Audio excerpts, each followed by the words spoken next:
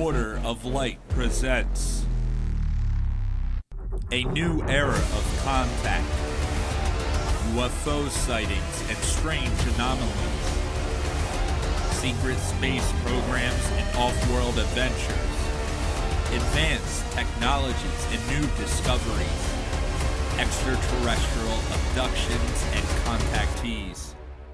Now is the time to speak.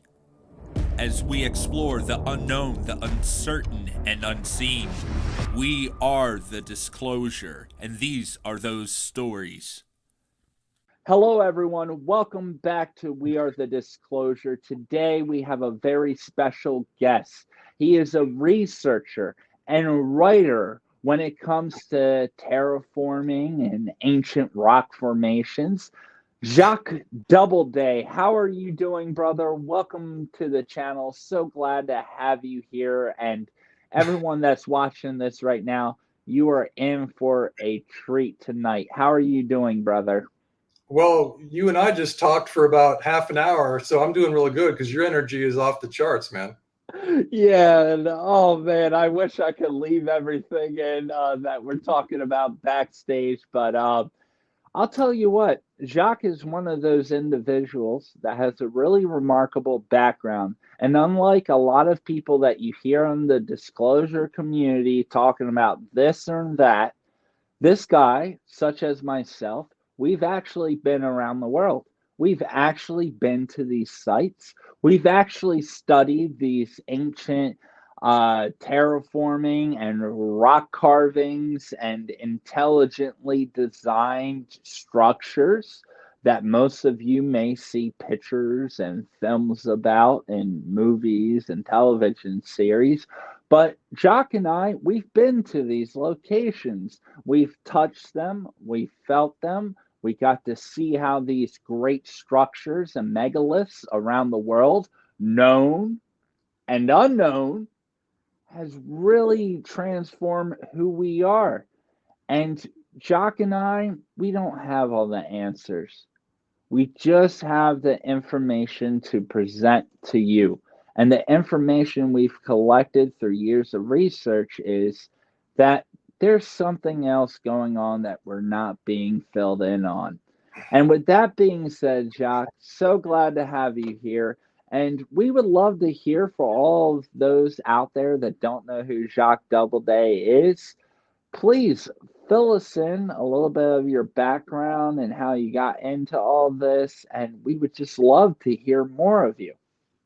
Well, thank you so much for that amazing introduction. And I do feel a kinship with you through more than just your energy for discovering new things and for sharing the discovery of new things. Because ever since I was a kid, whenever I learned something, I'd be 92% into learning that thing, and I'd be so excited about it. I had to share it before I even learned the other 8%. You know, I'd tell everybody because it was just exciting to share information and check this out. Now, oftentimes, people weren't interested because they were on their own journey, and it's not the time was not right. But you know, with information like this, which is about the distant past, far a younger past than the pyramid builders, a past that's so far distant that it's kind of hard to conceive. 30,000 years, for example. Or much older than that even. You're referring to the Bosnian Pyramids age, but even much younger than that, this kind of information is key to share, even if people are not quite ready for it. It needs to be put out there as an archive so that people, when they're ready for it, they can come to it and go, oh, so here's some evidence, not just somebody talking, but some evidence, photographic, videographic evidence of what was going on in the distant past. And I think that it's going to be super interesting for people. Absolutely. And when you want someone to remember something forever, you turn it into a mountain, you turn it into a river and a stream, a water source that people have to communicate and travel on. It's the best way to ensure your integrity of your knowledge and the geometry of the universe. And it's exactly why we have the ancient structures that we have all around us, right? Right. And the ancient structures, we could say that there's two main categories of peoples in the distant past, whether they are human or not. I'm not going to go into that, but the two categories of builders, okay, in the ancient past, I call Cedars. I call the pyramid builders in general the ancients, okay, and that's pretty standard. Beautiful. And then I call the terraformers, the continent builders, the true ancients, just to distinguish them in time. So the continental terraforming theory is what we're going to be talking about mostly here in this particular interview, and then there'll be perhaps we'll have other interviews for Bosnian pyramids and things. But definitely good. The continental terraforming theory is really simply put in one sentence. It's just the theory says that in the distant past, an advanced race or races built the continents from below the ground up. So we have the ground, but they built it from below the ground up, and then all of the features that we see, the creek beds, the riverbeds, the valleys, the hills, and the mountains, are features of that built landscape. And most people talk about terraforming in the way that, say, Elon Musk talked about it in his recent tweets about going to Mars and terraforming Mars. It's essentially a climate alteration idea, and he wants nuking it to allow it to create new life. Nuking the poles to create liquid water from the frozen water. Yeah, it's wild. Dude, yeah, I just want to say this. Elon Musk, I know for a fact that guy is a hybrid. He's no different than any of us. Dude, that guy is onto it, and he knows exactly what is up, and you're right. And that's, for example, in ancient India, we find this glass that is only created from nuclear atomic fallout, and glass all over. And it's found all around. And when you study the ancient Vedic texts and you study these ancient mythologies, absolutely amazing the correlations that can be found within these ancient sites and structures, and the terraforming, the intelligence of creating a planet. Planets are indeed created. Am I right? That's the punchline. I mean, and then we could also have an interview where we talk about building of the Earth, because I have a lot of information. Those are two subjects for which there is a lot of evidence, but the controllers, I won't name them, are suppressing that evidence like they suppress everything else that could bring us forward, to bring us out of the matrix. They created the thought control matrix that we're in right now, and little by little we're climbing out of it, and we're helping each other. That's the key. You're helping me. Hopefully I'm going to help you. You're helping me. You are helping me. So well, when we find something out, we tell our friends, and then they are one slight rung up, coming out of the muck and mire of this bullshit we're in, and have been in since day one. I think as a species, I think we've been farm animals since day one, and they brought us in, and the thought control matrix was already there. So we've never known our true power, never known our true potential, never known our true beauty, never known who we are ever. Unfortunately, it's truly sad that that's the way it is. But for all of you that are watching right now, I know you completely resonate with what is being said, because that is exactly what is going on. We have been lied to for the sake of a false sense of national security. Quotes, big booty quotes. We have been lied to for the false sense of national security that we are not in the need to know what we are living on. In a world where everyone is so worried, oh, I'm Palladian, I'm Sirian, I'm Orion, I'm Andromedan, all these different star galaxies and star constellations, they don't realize how special this planet is. And that there are structures, living organisms, higher dimensional beings, and so many ancient great spirits that my native ancestors talked about that have been on this planet since its creation, which is beyond what we can comprehend of time. It's beyond. No point of talking about it, right? Brother, you want to know a secret? Yes, please. Love them. If you look up Earth, the word Earth, you find out that the etymology of Earth is soil. It's not a planet. The use of the word Earth to talk about this planet only came into existence circa 1400 Common Era. So what we have is a populace of 7.8 billion people. Oh, we're up to 8 billion now. Are we? Currently. Well, they didn't do a good enough job with the medical intervention. So they didn't kill enough of us to bring it back down to 7.8. Okay. So we're at 8 billion. And all of us believe that our planet's name is Earth. And that is incorrect. Our planet's name is Terra. Terra. We said it at the exact time. I'm glad you're Terra. Well, you knew that. How did That's you know what that? everything else in the universe calls this planet. So could you please explain, what does that mean? What does Terra mean? Who knows? Well, we have the etymology. We've got the correlation between many words that show us that it's Terra. Plus, Akashic record readers say exactly what you said, which is the vast majority of off-worlders and inner earthers and extra dimensionals call this planet Terra. There are some races that have other names for our planet, but it's in the extreme minority. So virtually everybody calls this planet Terra, except for example, that's probably a reasonable name for, especially right now with all the chaos going on. That sounds like a chaotic planet, you know. But exactly. But Terra, terrain, terrestrial, extraterrestrial. It's not extra Earth estrial. It's extraterrestrial. So all these names tell us that this is our planet's name, but we're like, yeah, it's planet Earth, yay. So we don't even know the name of our own planet. Is what is the point of that? So if we don't even know the name of our own planet, what else don't we know?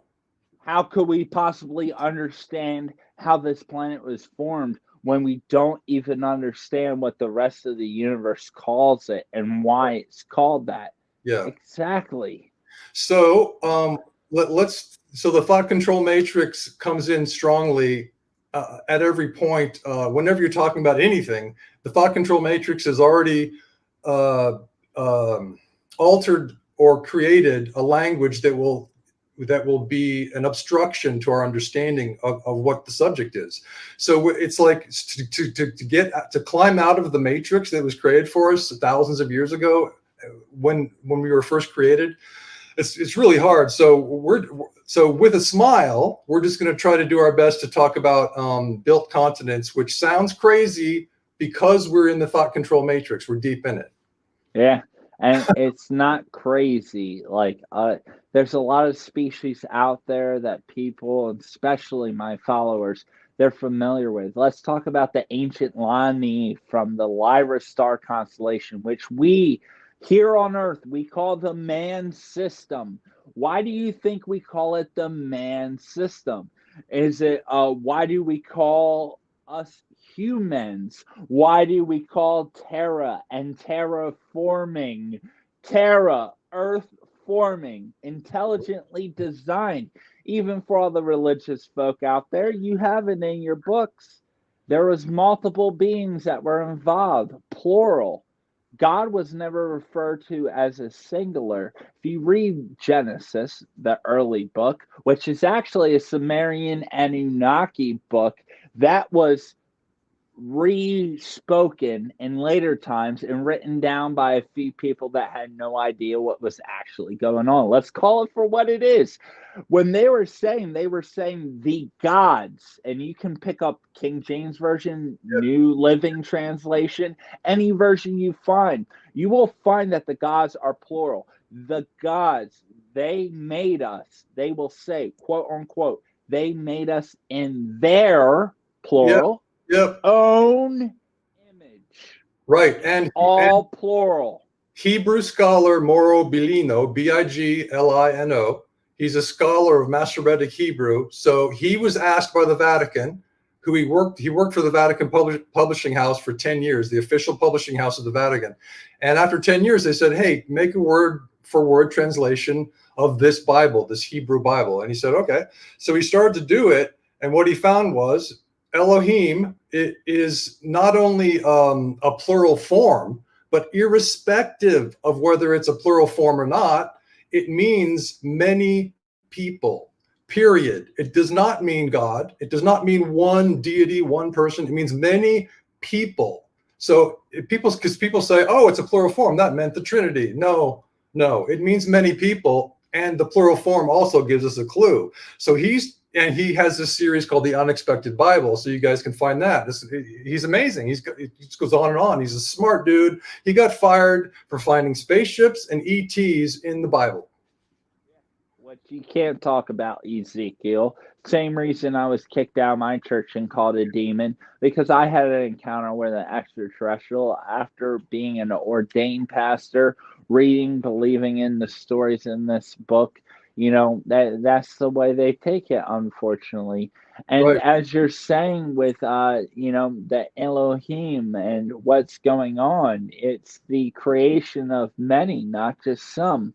It's overwhelming, Yeah. self-sustaining amount of different beings and Right. entities that have had some sort of shape or influence or interaction with this planet through the decades. Right. And each new species at a later time, for example, the ancients, as you called them, which is appropriate, they created this just because they could. The same reason we create anything.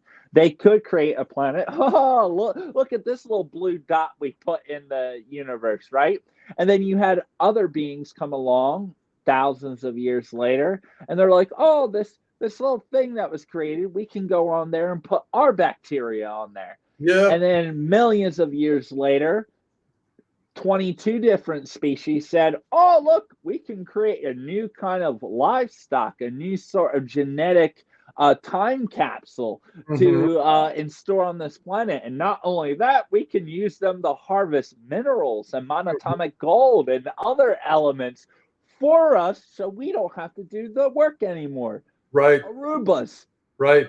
So you got going around cleaning up.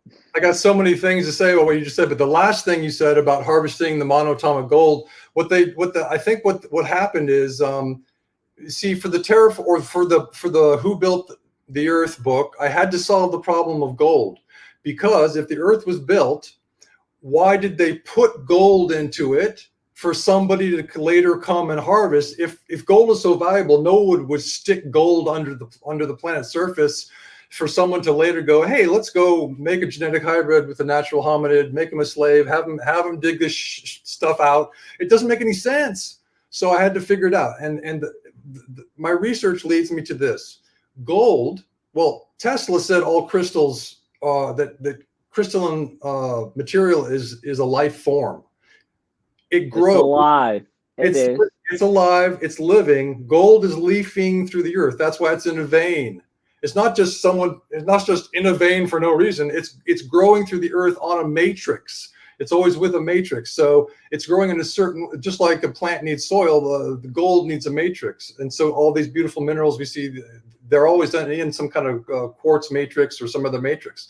So the gold is leafing through the earth, is growing, and people go, oh, it's been 100 million years. Let's go find some gold on that planet that we call Terra, that the slaves call Earth. And so they come and, they get the slaves to mine the gold, the living gold, that then turn into the monoatomic form, because molecule, water form. That's the magic, because it's a superconductor. You can do anything with this stuff. You can live thousands of years. You can save a planet from radiation.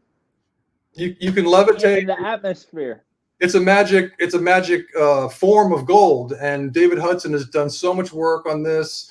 and he's not even on Wikipedia. He's like the main dude that he should be first on Wikipedia. Like it should say he should be featured on Wikipedia. He's not even there. And by the way, monoatomic minerals are not even featured on Wikipedia. And you're like, what the hell? And they can prolong our life. Whoa, whoa, whoa, whoa. Yeah, they're magic. So that's why Wikipedia censors them. So that's a Rothschild control system. And the Rothschilds work for the Draco. And anyway, so your audience knows all this probably. So I'm assuming. So let's talk about the word tectonic really quick, because just yesterday you research it and you go, wait, something's not right here with this tectonic plate theory. So because they say that mountains are created like this mountain here was created by tectonic movement, the plates crashing into each other. And you're like, but if plates crashed into each other, even if one subducts, you're going to have rubble. You're not going to have integral structures because the force is too great with these massive plates. So then you go, that's a window into maybe it's not right. And then you research it further and you go, oh, this is total nonsense. So then I was just looking at, I said, you know what? I know that the tectonic plate theory has been dismantled by actual science, but what does tectonic mean? Because I don't know what tectonic means. I know the phrase tectonic movement. I know what movement means, but I don't know what tectonic means. So I researched it yesterday just for fun. It wasn't to do with this particular interview necessarily. I'm just curious. And I find out that tectonic before 1887 meant fabrication, building. It's an art that there's a process of building. Weaving is another word for the etymology of weaving. Beautiful.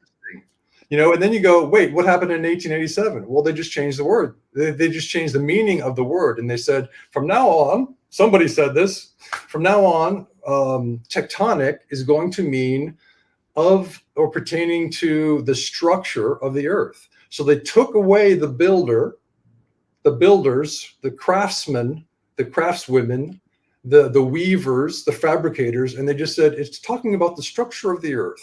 And it's like, say what now? Saying what? Yeah, exactly. It's nonsense. So that was just yesterday.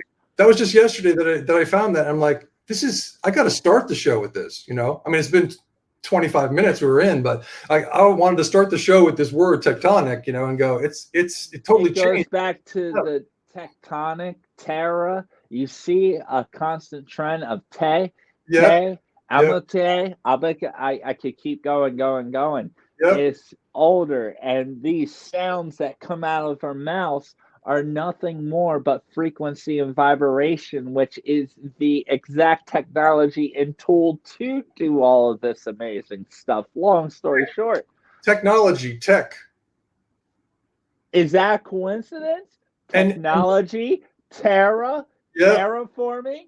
And tectonics, the root of tectonics, the Proto-Indo-European language root, which is, you got a hyphen after it, just a root, is TEKS. So tectonics, TEKS, is related to technology. You can't make this stuff up. You can't make it up. It just gets crazier, And this is why we got to talk about it, because we don't even realize these connections until we understand. I was an English teacher in the Middle East, and my students would always ask, why do you say this prefix? Why? What does this mean? And it forced me to actually look into what we say, what we, our frequency, our tone that comes out of our mouth. Right. And just like these ancient stone structures are found around the world, they were intelligently designed, just like this entire planet. Insane. Mind-blowing. Right. We gotta distinguish, since you mentioned intelligent design. What is that intelligent design? Well, we gotta just make sure people understand up front that we're not talking about the intelligent design of the guy sitting up in a chair up in the clouds. Right, the patriarchal God. We're not talking about that. We're not talking about Earth is a few thousand years old and the God of the Bible created it. Now that's one theory. I'm not going to say anything about that. All I'm going to say is that the Bible has been mistranslated, and so if we really look at that, we're going to find gods, like we said, and not God, and that means people, and that means ETs in our language today. So anyway, so we're not talking about intelligent design by the patriarchal God on the cloud, as you say. What we're talking about is a many-stage project, and a reader of the Akashic Records helped me with this, with that data point, because I said, are there people throughout history that are adding to the terraforming, changing it, doing their own bit? And she said yes, and she named the actual races. So that'll help me, because I have a book coming out called Who Terraformed the Earth, and I didn't know until she told me. But of course, many people are not going to take that as strong evidence, and that's okay. It'll just be icing on the cake of the actual hard evidence, which is the stuff right in front of our eyes that we can't see because of something I call geological hallucination. And it's just a term I picked out of nowhere. That has hard bedrock. There's a reason I'm saying that, and I can tell you that right now if you're up for it. Yes, and I would love to hear more about that, because some of the sites I've seen, the public and the world chooses to absolutely ignore and to hallucinate. Well, you're only seeing what you want to see, versus having an understanding of Masonry, which you come from a background of. You know, you've worked with rocks, you've worked with concrete, you've worked with designing these things, and you're coming across these structures, and they're just saying, well, you're only seeing what you want to see because you're hallucinating. But I'm sorry, a 45-degree angle is a 45-degree angle, and flat ceilings and single stone structures that are 15-ton expanding and winding, we're not able to do that today. So please tell me why why we are hallucinating with these ancient stone structures. Okay, so you were, just for people to give some background on what Robert was just saying, he was specifically talking about KTK tunnel in the Bosnian Pyramid complex, and I made a video on it, and Robert just watched it. So he's like, wait, this is supposed to have been dug when it's clearly built for many different reasons. Just go find that video. And I'm going to skip to another thing you said, which was Masonic or Masonry. You didn't say Masonic, you said Masonry. I want to make sure that people know that he's talking about a recent 25-year-old background in my own individual life of having built stone retaining walls, freestanding. In other words, not using mortar, but using the weight of the stone to make it strong. So I apprenticed with Bo Littig in California. He's a Scottish stoneworker, and so I built stone retaining walls with him many times, and he showed me how to do it. It's a specific technique that's pretty simple, but if you don't know that technique, your wall is not going to stand. You have to incline the stones into the face of the hill that you're trying to. So the hill, let's say the hill's here, and so you bring and you weight everything down, so everything is inclined. The stones are literally laying like this, and so the weight of the stones is against the weight of the hill, so they oppose each other and they both stand together. So that's one. There's about 4 simple things you can do to make a beautiful, long-lasting stone wall, and that's what Robert and I were talking about just before this interview, which was that what the ancients and the true ancients did. So the true ancients being, in my terminology, the continent builders, and the ancients being the pyramid builders in general. What they did was they built to last. That's what they wanted. That was their primary criterion. And I spent 23 months in the Bosnian Pyramid complex, and I would always come to this as I was walking around the complex going, man, they really built this to last, and they really didn't want to have to do this again, was my speculation, Yeah. And you're right. When these ancient structures, the amount of knowledge and technology and wisdom that can be found within them, these structures were built to last.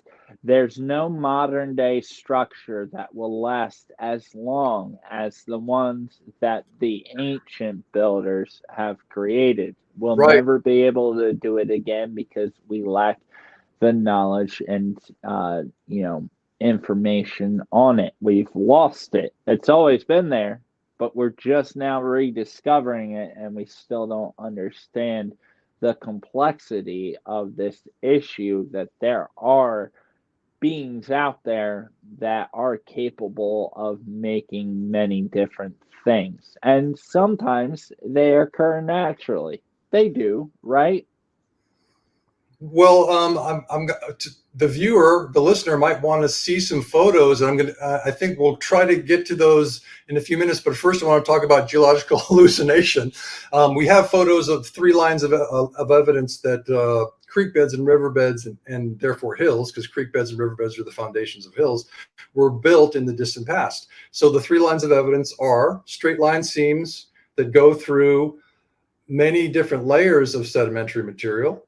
Okay, and you're like, but isn't one layer of sedimentary material meant to be a time period? Isn't that what geology says? And the answer is yes. So how are different time periods having the same line go straight through them? Sometimes 10 or 20 layers have one vertical line that goes through them. And you're like, that doesn't make any sense. Well, geology covers that up. They say, well, we're going to call those straight vertical lines something other than terraforming, building. We're going to call them joint fractures. And you're like, wait, what? Joint fractures. It's a hyphen in between, and it's a term they use as a gaslighting term, because there's no such thing as a joint that's also a fracture, and there's no such fracture that's also a joint. It's one of the jointed fracture would break, and it wouldn't exist, right? If it's a fracture, it's going to be breaking. But what you see is an integral, the integral nature of these sections that the ancients used. So they built left to right, right to left, horizontally across the earth. One section, one section, one section. So when you see these lines, and then if one breaks out at the section seam, you'll see the smooth interior face. And I've got photos for all this. So I'm telling you the categories of evidence we're going to see photos for.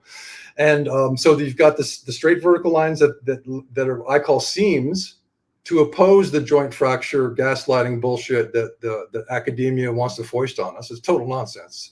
Joint fracture. If you asked a carpenter to create a joint fracture, he'd go, wait, what? You need a joint, right? There's many types of joints to hold something together strongly. A fracture is the weakening of the material, and a joint is the strengthening of the structure, the ultimate structure. And that's what you see. You see this really integral. Sometimes you can barely see the seams, like a seam in a garment. You can barely see it. It's so strong, and it's holding these sections together. And then the next layer, it's holding the sections together. All right, so that's one category, is the straight line seams in the material that we see when we walk out into a creek bed or a riverbed, because we can see the structure, the bank, and we can see the structure of the hill that it's the foundation for. Then the next category is 45 degree. This is Robert's favorite, 45 degree section along the riverbed. So as you walk down the riverbed, whichever way it turns, you've got the 45 cross hatching in the primary layer, which is the bedrock layer, or in the next layer up, which is what we call a base layer. And then you've got an alternation between right angle lines. So when you look at the bank, you're looking at sections of material, and it's like right angle. If you continue the line across the riverbed or creek bed, 70 degree lines and 45 degree lines. So you never know what they're going to do, but they're always changing it up, and they're always changing their section sizes and section shapes, which we learned from the Bosnian, or from the Egyptian, the big pyramids on the Giza Plateau. There's this guy that made a drone video of the top of the Great Pyramid. The capstone's gone, of course. All the capstones are gone. So you can see the interior building, and you can see that the stones are not the same sizes, and they're not the same shapes. They're not the same heights. They're all different. And you're like, how did they do that? I mean, you'd think that how much different can you make a basically square, a basically rectangle stone? Well, they did it because they know that that's good earthquake mitigation. They knew you had to have different shapes, different sizes. That's why the geologists were fooled for centuries, because they didn't see the regularity that we're used to. And you mentioned that. You mentioned our building. Our building is make a mold, make a brick, and put them all together. Well, that's just nonsense. The ancients and the true ancients would just go, "You're not doing it right." Yeah. That's it. And we got to rediscover more. And there's a reason, as you're mentioning, that they would go through and put these layers and some of the angle to understand that things need to be this exact angle in order to have the strongest sort of, That's it. you know, compatibility. It shows intelligence. And it's Yeah, no coincidence that we are finding so many megalithic structures around the world, some that are covered in trees and dirt and minerals and may just look like a mountain. But long and behold, it's not a mountain. And there is so much out there. And without holding up any more, I would love to go through these videos and the see picture, the pictures, right? yes, of some of these sites and some of the information through your research and your writing that you've put together about structures that a lot of people may be familiar with or not. Yeah. And what's the difference of something, lava spewing out of a volcano and just making land versus intelligently designed slopes, surfaces, rock layer beddings, etc.? Right. Okay, good. So to get to the third category, by the way, of the photos, I'll just mention it briefly, which is alternating hard structural layers and soft earthquake mitigating layers. And we'll see in the photos, Bosnian Pyramids is the prime example of this because they're soft earthquake mitigating layers. Sometimes they're a centimeter at, let's say, on the bank of a river that's actually the foundation of pyramids.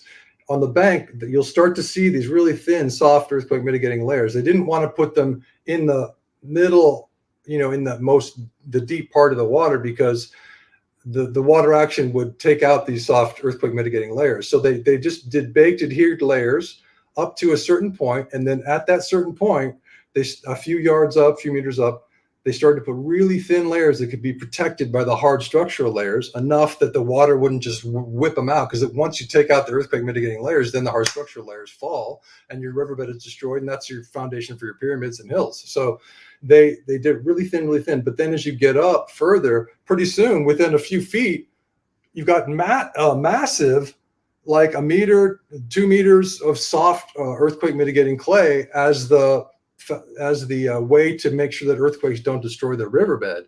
And when I first saw that, when I first went into the river in Bosnia, and that's the genesis of the theory, I was like, oh my gosh, they built it, And it was my time. It was 17 months into the 23 months that I spent there. I started to think about the riverbed, found out it was built in exactly the same way that the structures above it were built. It's one structure. It's you got the Pyramid of the Sun over here, and you got Fornica Hill on the other side and Bosnian Pyramid Moon on this side, and they're joined together through the riverbed.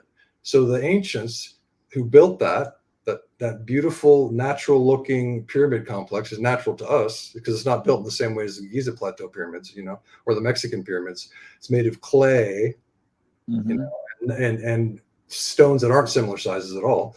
So the ancients who built that knew that they were going to have water coming through, and sometimes it's going to flood. So they didn't want to just set their pyramids on the earth and have the river flood and take out the bottom layer below the pyramid, and the pyramid falls. They wanted the water to run over the mega structure that is the complex. It's all one structure. The entire complex is one structure. The water has to run over the top of it. It's like if water ran over the top of your house instead of, the top of a low-lying area in your house. You built a low-lying area so that your house wouldn't get undercut by water. That's what they did. It's crazy good. You're right. A lot of these pyramid structures, whether there's a river there today or not, at some point or another, they were built along waterways. Right. Also, these pyramid structures were to harness energy, and no better natural conductor of energy than a water source that Right. is grounding these ancient megaliths, which, as you mentioned, a lot of the capstones have been taken. That's Yep. to depower it, to turn it off, to shut it down. But as you were mentioning with the Bosnia ones, and I've seen the footage of you in these tunnelways, and there would be what would look like as giant clay bricks. They look like bricks. And then Mhm. you would find a very thin settlement layer of clay. And not just that, but all different pieces, like almost, to break it up, almost like a sponge ball, Mm. to use a bunch of different little pieces to allow some compression, Mhm. since earthquakes and other anomalies can happen naturally within this geology of these structures. And when you study how much it took them for them to create this, they didn't just put square blocks together. Right. They did so many different layers in order for it to stand to a point to actually become a mountain. Most people call these sites and the Bosnian Pyramid, they'll call it a mountain because it's that firm and strong. Right. And Well, it's actually this buildup of many different layers intelligently stacked in a way that creates it as strong as a mountain. yeah, the Bosnians think of that structure, the Bosnian Pyramid of the Sun, as Semir Osmanagic named it when he discovered the pyramid in April 2005. They've been living on the side of that pyramid their whole lives, their families. They built on it. They dug down to make their foundation, and they found these weird stones with texturing on the top, flat on the bottom, and they go, made of clay. And they're like, well, that's weird. And then they just carved them off because they were all different sizes. So therefore they couldn't be construction stones because they're all different sizes. And no stone in the Bosnian Pyramid complex is the same as any other stone so far. They're all unique. So there's no mold. They built each stone by hundreds of millions or maybe billions of stones for this massive complex. They built each clay stone, hard baked clay stone, in a unique way. It's astounding. So the people making their foundations would go, well, cart those off because they're just stones. They're just natural stones. And so they think of this pyramid as a natural hill. And until Semir came, after 10 years of going around the world and finding pyramids and writing books about pyramids, he came back to his own country of Bosnia, was invited to go to Visoka, which he'd never been to, which is in the heart of the complex. And he said, oh, that's a pyramid.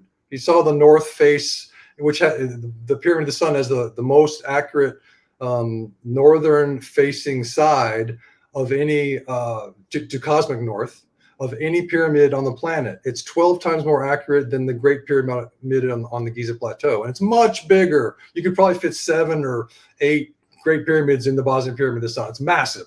So then across the Foinica River, which is also built, it's all one structure, you have the Bosnian Pyramid of the Moon.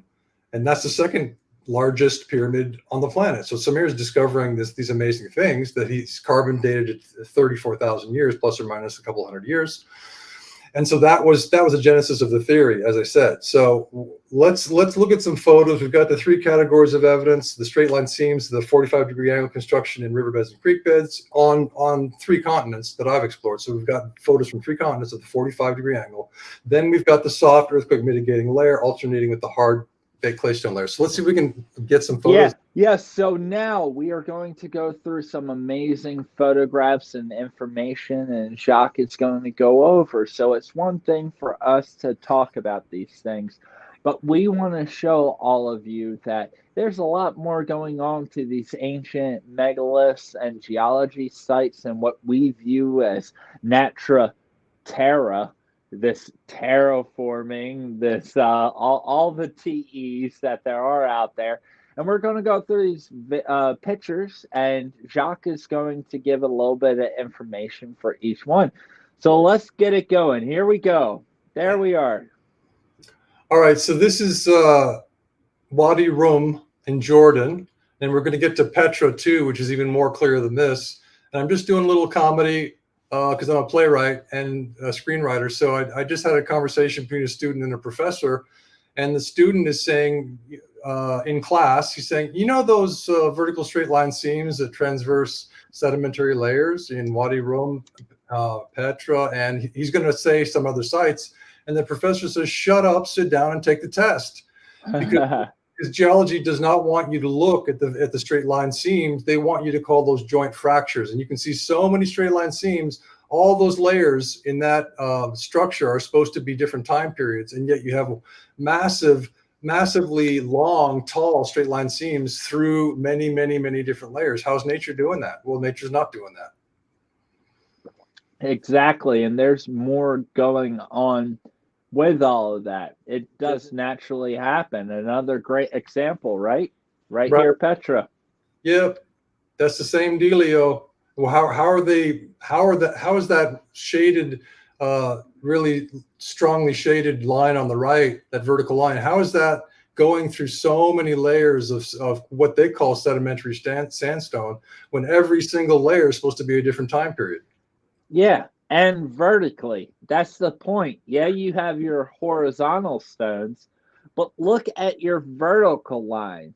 You know, you're creating a grid essentially, and it just doesn't make sense. If water naturally flowed through this site, it would just fade it away. You would have a smooth surface. Yeah, would you have layers of sediment? Yeah. But how do you explain the strikes down vertically and the thicker layers at the bottom filled with small structures in the middle, and then your cookie crumble on the top? It just doesn't make sense, right? Well, and geology, just to say this again, because it's so key, geology had to name the vertical lines that we see all across the planet.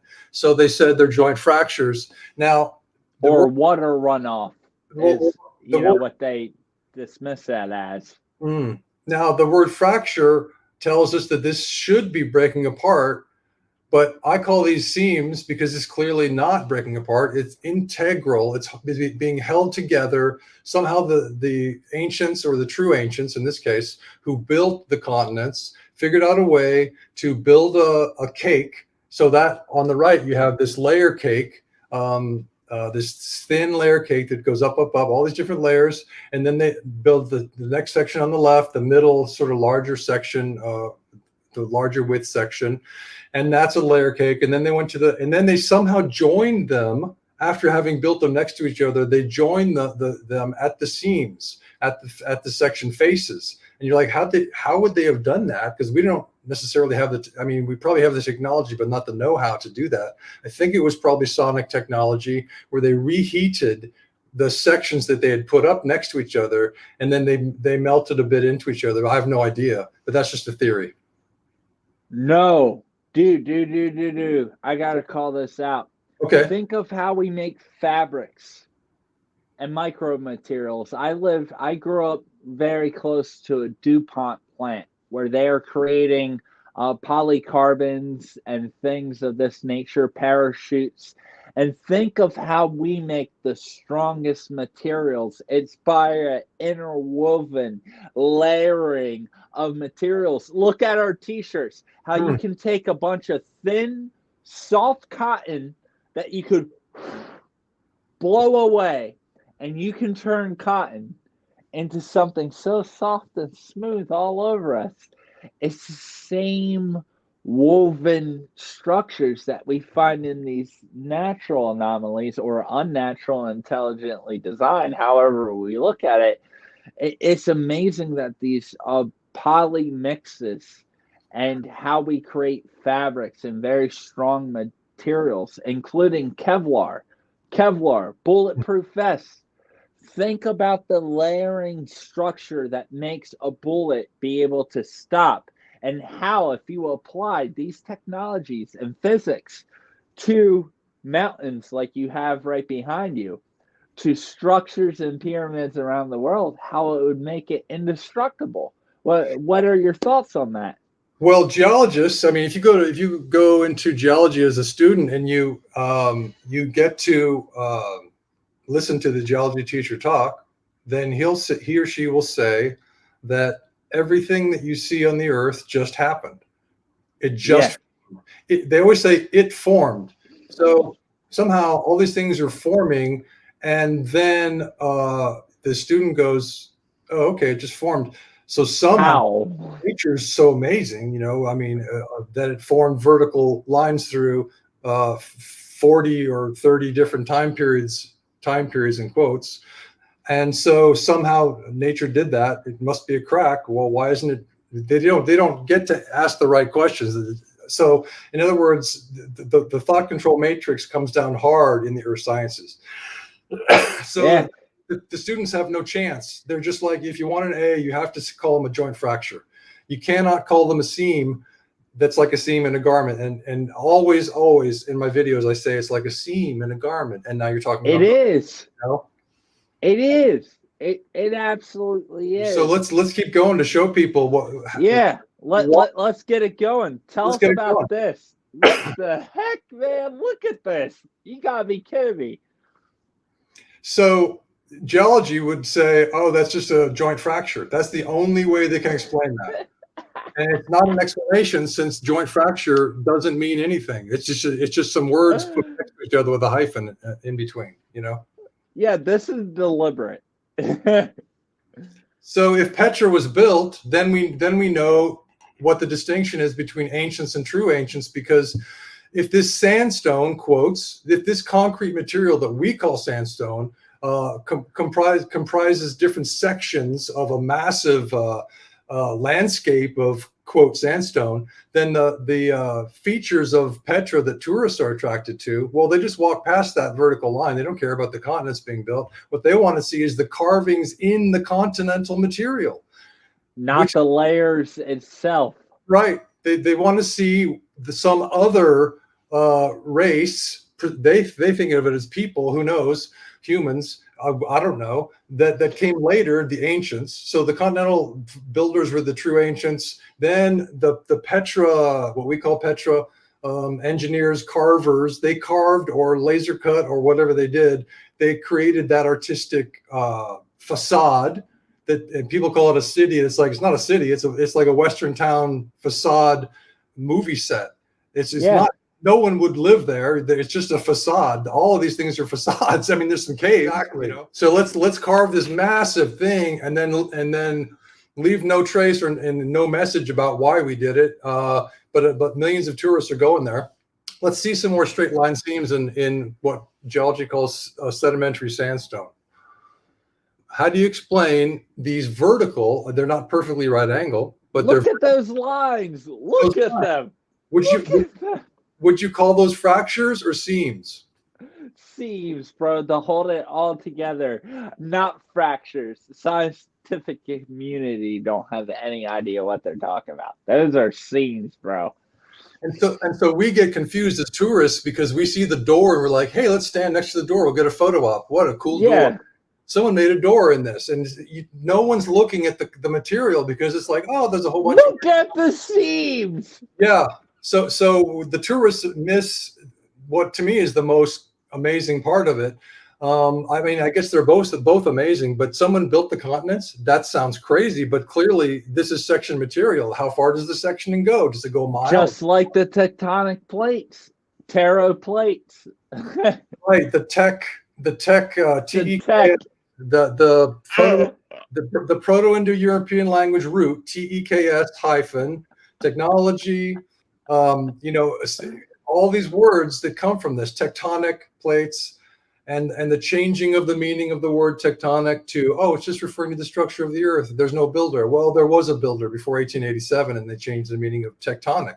There were craftsmen building things that we call geological. Technology, terra, terraforming. Terrain. Like, look at this. Look at this crack. Where is this and what's going on? Look at this crack. Whoa, that's a good crack here. Well, that's what the not only geologists, but what the climbers call cracks, and they love cracks because they're what they call cracks. They're not cracks, they're seams. This is an open seam, I'd call this, because the sections have come apart slightly, but you can see into the interior of the structure. You can see the smooth-faced interior, and you're like, wait, sedimentary sandstone is creating a vertically smooth face? Impossible. That's naturally. Yeah. Naturally impossible. How could nature create a vertically smooth face? And yet that's what we always... It can't. We always find that. Every continent I've explored 3 continents personally, you always find the smooth-faced interior sections. It's not just that there's a straight vertical line. It's that if a piece breaks out, you go, oh, it's a smooth, regular face. How is that? When sometimes the material is really chaotic on top, but then suddenly it's perfectly smooth and regular on the side. And you're like, wait, Oh man. that's a section for building something, you know? Look at, dude, I'm sorry, that picture is insane. It's insane. Like a crack that big is absolutely intelligent. That tall, a crack that tall, and we call it, let's call it an open seam that tall. And look on the left, you got another seam that's not open. On the right, you've got a slightly open seam, and it's all it is vertical. You know that movie with Tom Cruise. I don't know Mission which Impossible series it was, but he's doing that opening scene where he's free climbing or whatever, or climbing. I think, does he ever? No, he's free climbing. And so if you take screenshots from that, you see all these vertical lines running through, and you're like, wait, what? Ooh, there. That's amazing. So here's another one. I'm popping in the edge of the video here. I'm scooting over to be up in. So this is Horseshoe Canyon in Utah, and I went there personally before I knew anything about the Earth. I was just hiking there with my girlfriend, and saw these beautiful, what they call Great Gallery. Great spirits, brother. Great spirits. Pictographs, you know, and they're just so beautiful. And that's what I looked at. I didn't look at the straight line seams that ran through this sedimentary material. Well, it's not sedimentary material. If you see these seams, you know it's concrete. It wasn't laid down over thousands of years, millions of years. It was placed there. It was intelligently placed. Right. So that's concrete. That's I call them magic recipes, because across the earth, the true ancients cooked up magic recipes of minerals. And I have an explanation for where they got that. If we have time at the end of this video, we can talk about where they got the material to build continents and planets. But they cooked up magic recipes for different locations around the earth. And you're like, well, if Tesla said crystals are life forms, what were the true ancients thinking?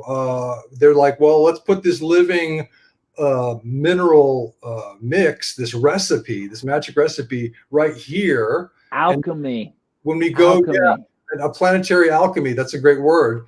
And they're building this mosaic of different mineral structures across the earth. And they're so big to us that we don't really notice the mosaic. We just go, oh, for some reason, nature just burped up some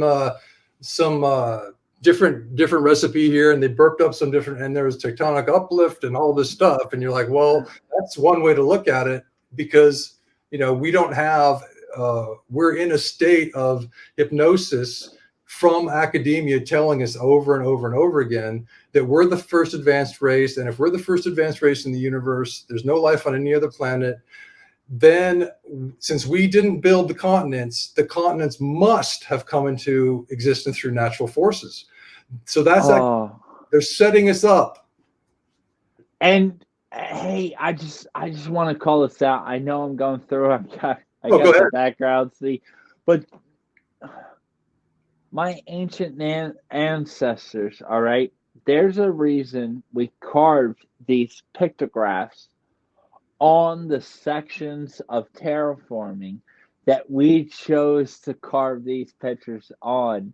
It's because we said, holy shit, look, the creator, our creator God, we call it creator. That's what I worship. Source energy, creator God, great spirits. I'm native all the way. We saw these ancient divides, these great splits, and these amazing, and you've noticed the great splits, hence why my ancestors chose to carve these great spirits on. That's incredible, man. That's cool. I'm so excited. I'm so jazzed up. There's so many of them. And look at that 45-degree split right there in the rock. You know what causes this? It's absolutely incredible. Yeah, it looks mind-blowing. Those look like 70-degree. I don't know, 70. That's a sharp degree. That's a sharp degree. Yeah, I think they call it acute. Like if you look at the 90-degree line, let's say you drew a 90-degree vertical line, that would be about 70, 75. I think it's about 70 degrees. And look at these beings, as my native people call, and I've been schooled. Unfortunately, I know we got so much more to cover, but I Yeah, want to talk about this. good, good, I've good. met with representatives of my tribe. I'm really in tune with my native people, the Abenaki or Abenaki, Anunnaki, Abenaki. Hmm. There's a reason they sound so similar because we were created by the same beings. And my ancient people, we have a creation story of a great spirit, a great being coming here.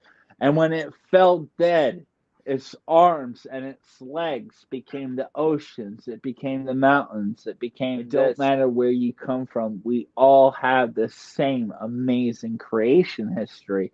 At what point are we just living on a fossilized, you know, terraformed version of some sort of living stardust entity? It really makes you wonder. Yes, and the amalgamation of theories is between geology and terraforming does exist because um, geology talks about, and we see the evidence of fossil layers, right? So we have Exactly. just standard fossils where you see the dinosaurs, and then below that you see less advanced and less advanced all the way to the trilobites, and then below that the Precambrian really doesn't have many fossils, but because it's so long ago and life forms were not shelled and all these things. So we see the evidence of fossilization, and then we have what researchers today are calling the mud fossils, the giant humans and the giant dragonflies. 60 million years old. 60, like. So yeah, so we have the standard geology text fossilization layers, and we have the organisms that we're digging out. Okay, so we're excavating those, great, and then we have the mud fossils. And so you say, well, how does that jive with terraforming? Because if we have fossilized layers, then that means that it is geological. It can't be built. So Yeah. the meeting point of the theories is totally fine. They work totally well together because the time scale allows for it. What is the time scale? It's a massive time scale, way beyond what the geologists are telling us the geological timeline is. So what we have is first we have the terraforming. First we have the terraforming theory, telling us that the evidence, the layers and the sectioning.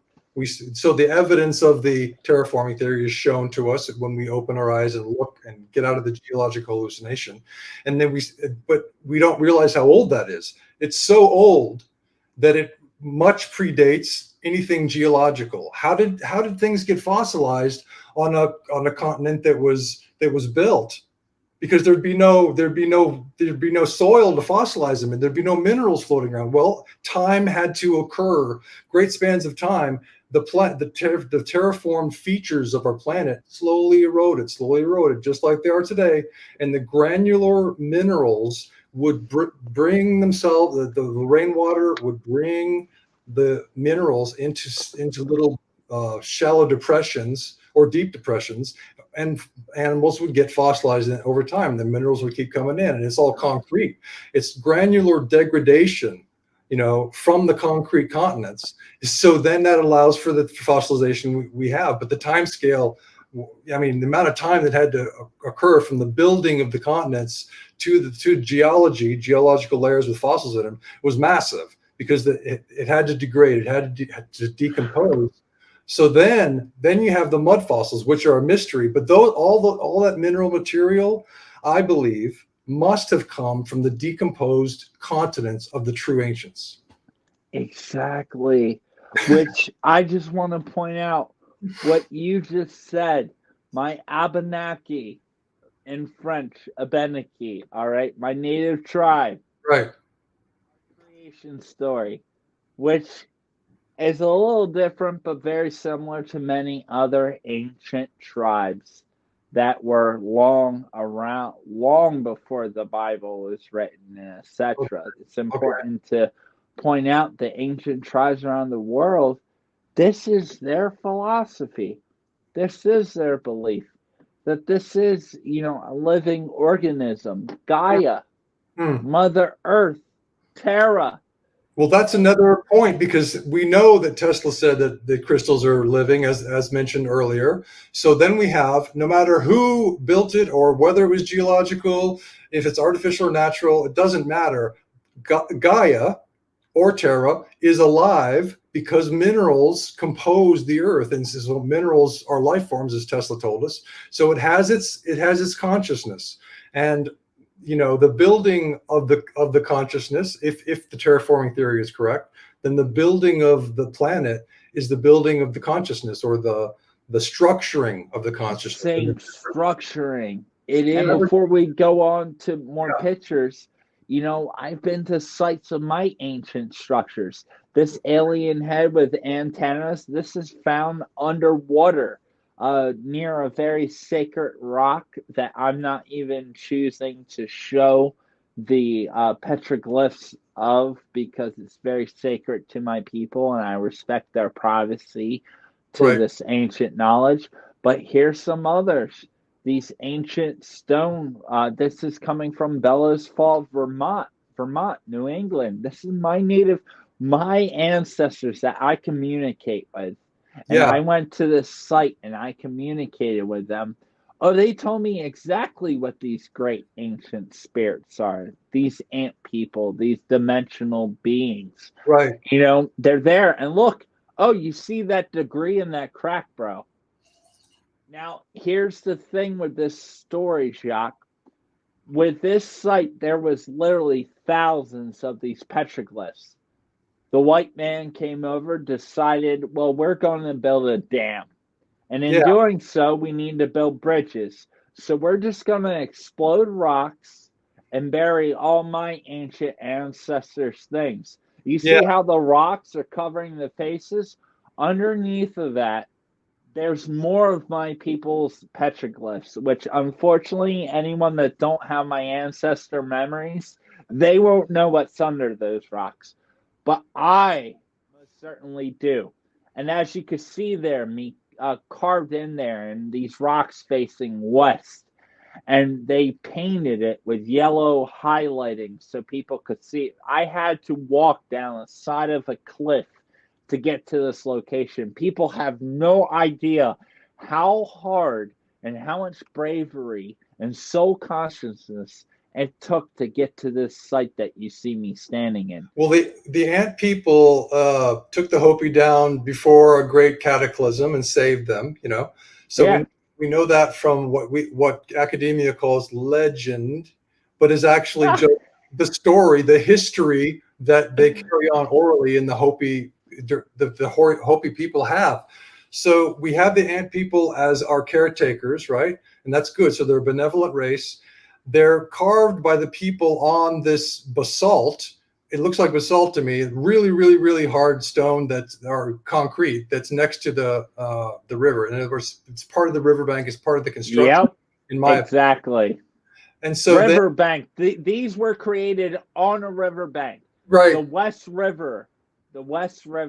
So you have ant people carved on what we can see now is what we can probably see if we had a chance to look at it. Well, yeah, there's a straight line seam on the right. You can see that. Yeah. So, that could be a crack, but it's like if we accept that it might be concrete, laid down as a part of a river course that the true ancients built, then we go, that's kind of cool that if the ant people are involved in the building, then they're later recognized and honored by the humans who somehow going into a dolmen and meditating and having some telepathy with other races, or however they did it. Maybe they were actually told by the ant people telepathically. They recognized that these were the builders of this river, maybe. So there's a connection, because that ants are great builders. That ants can lift massive weights. What I'm saying? Like, ants make these tunnels that are so beautiful, and those are tiny little ants like this. What could an ant that's 6 feet tall make?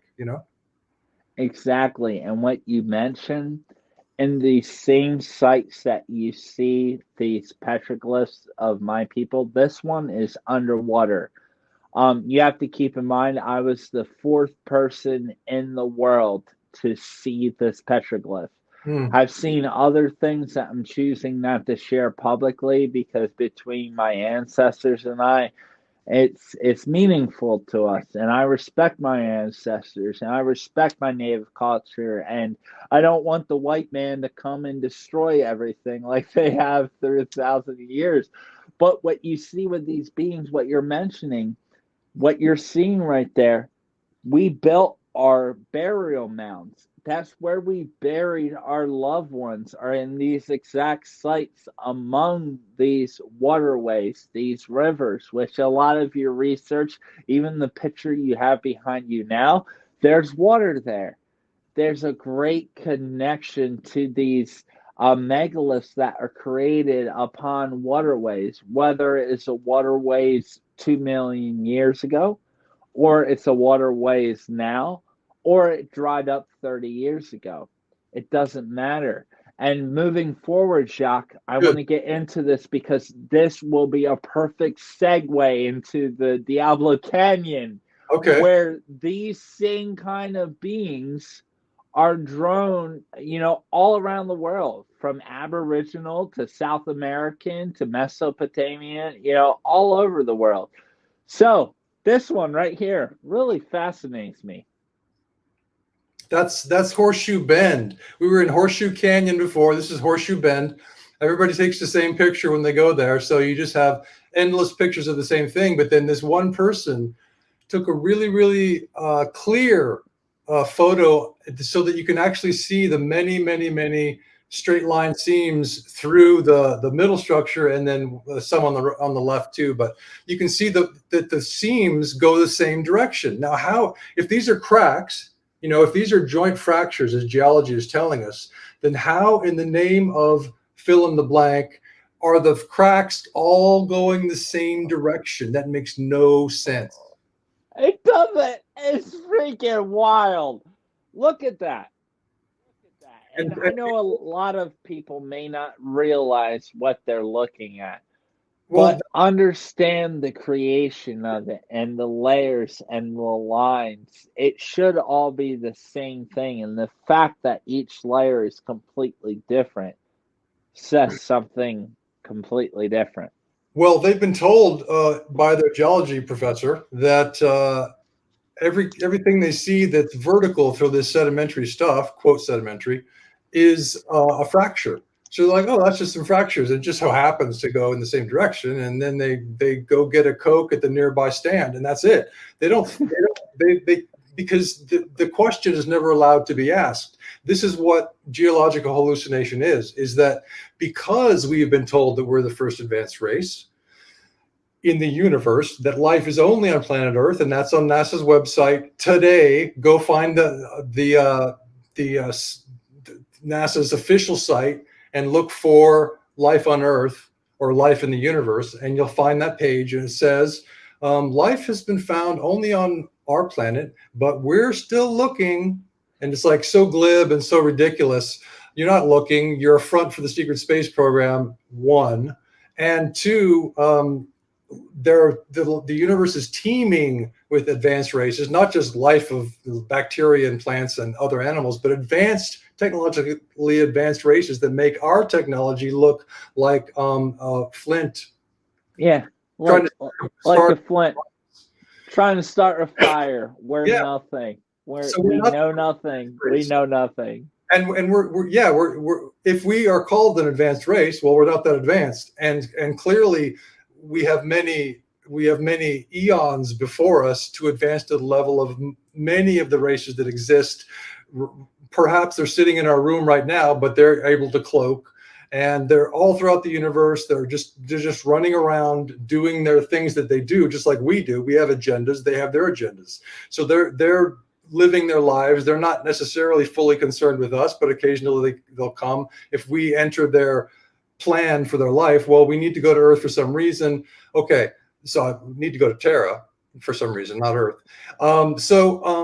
we have all these races that can build planets, right? But because we've been gaslighted by academia, which is part of the thought control matrix, is one tentacle of it, we believe that because we're the only race to exist on the planet, in the universe, that because we did not build the continents or the planet, it must be natural. That's the geological hallucination. So we're not allowed to ask the question, is this natural? Is what I'm looking at on my hike today, is this natural or is it artificial? Because if we were allowed to ask that question, we would begin to gather evidence, and then we would come down on one side or the other. What I did was I was looking for geology. After I developed the theory, I said, I got to find some geology because it can't all be built. There's no way. It's too big. It's too large scale of a construction project for it all to be built. So I thought, I'm going to look for some geology. And I couldn't find any, because once you see the straight line seams, that's a strong, compelling line of evidence. And once you see the 45-degree angle construction of the riverbeds, which are foundations of hills, and the 45s keep going up the hills too. So it's not just the riverbeds. Then you go, maybe they did build it all. Then you get to the alternating hard and soft layers. Well, let's get to those two other photo folders that we have. And how do you explain this, buddy? How do you explain this one here? I mean, if we look at this, what are called arches, in the southwestern United States, this is in Utah, we see that the quote sedimentary layers are not horizontal. They're curving around the top of the arch just because nature did that. Wait, what? Yeah. And then there was erosion that happened to follow the curving sedimentary layers. It's such a fairy tale. It's such nonsense that if all we have to do is look. But can we look if we still have the veil of geology, which was given to us by academia? Because we've been told since our early schooling days, not just in the university, that all this must be natural. So can we remove the veil to actually look at it and ask some questions? Because most people are not, I don't think they're interested in that. They're there to have some fun. But if you could get them to be interested in not just having a fun hike for a second, could they actually see the curving quote sedimentary layers? I don't know. Maybe. Yeah. Would they care? Quite remarkable. And then you have structures like this where you're talking about stone that's easily 20,000 pounds to 15,000 pounds. Our modern day cranes and operations are not able to place these rocks as they are. How does that happen? Well, right. So what we have to come to the conclusion we must come to is that this is part of we look at the vertical line through the quote sedimentary material, but even if it's igneous material, we look at that vertical line, we look at these straight lines that consistently occur. And if it's igneous rock, there's no way you're going to have any straight lines, because it's molten. So we look at this material and we go, okay, that's concrete. So they just cast it in place, and they did it section by section, layer by layer, section by section. And they're not the same size building blocks. Well, they're not really building blocks. They're concrete sections that were joined by a magical technology, magical to us, probably sonic, but I don't think we could do this if the greatest engineers on the planet were asked to magically join concrete sections together with sound. It would take them a while to come up with that ability, I think, but that's what the evidence leads us to. And then you have structures like this, Yeah, we have beautiful slot canyons all across the earth, not just in the American Southwest. And these slot canyons are said to be, all geology has really is erosion, and it's water erosion is making these smooth. Okay. But you see, then you have the sharp angles of the intruding features along these slot canyons, and they're really, really sharp. And you're like, well, so nature's making it smooth and making it sharp by water erosion. That seems like a kind of a stretch of a term, So erosion is sort of like God for a geologist. God is all powerful, and erosion is all powerful because it can create literally any feature that you see, according to geology. Then we come to stuff like this in Bolivia and in Utah, and we see again, this is still that category of straight line seams vertical seams going through either sedimentary or molten, igneous material. All this looks like sedimentary material. So how are these straight lines going through many different time periods according to geology? These are time periods, horizontal time periods, and yet we have these straight lines. Well, it's not doing that. These were built section by section. On the right in Bolivia, they built one section, let's say on the left side of that figure. Then they built the next one. Then they built the next one. They're layer cakes. They're little cakes. Yeah. Layer cakes. Why did they? I love it. We don't know why they built the continents. We don't know. Presumably, they were a benevolent race or races. The Akashic Records reader said it was built in stages. So many benevolent races are building this to make this a beautiful planet. Obviously, if you're an advanced race, beauty is going to be a criterion, And there, as you mentioned, this is so valuable. There has been so many beings that have came here, added their 2 cents, right, built on top of pre-existing, terraformed, and we're only seeing what is the remnants of 50 other species at some point in time or throughout history, manipulating and terraforming and using their advanced technologies to create what we know as technology or terra. Right.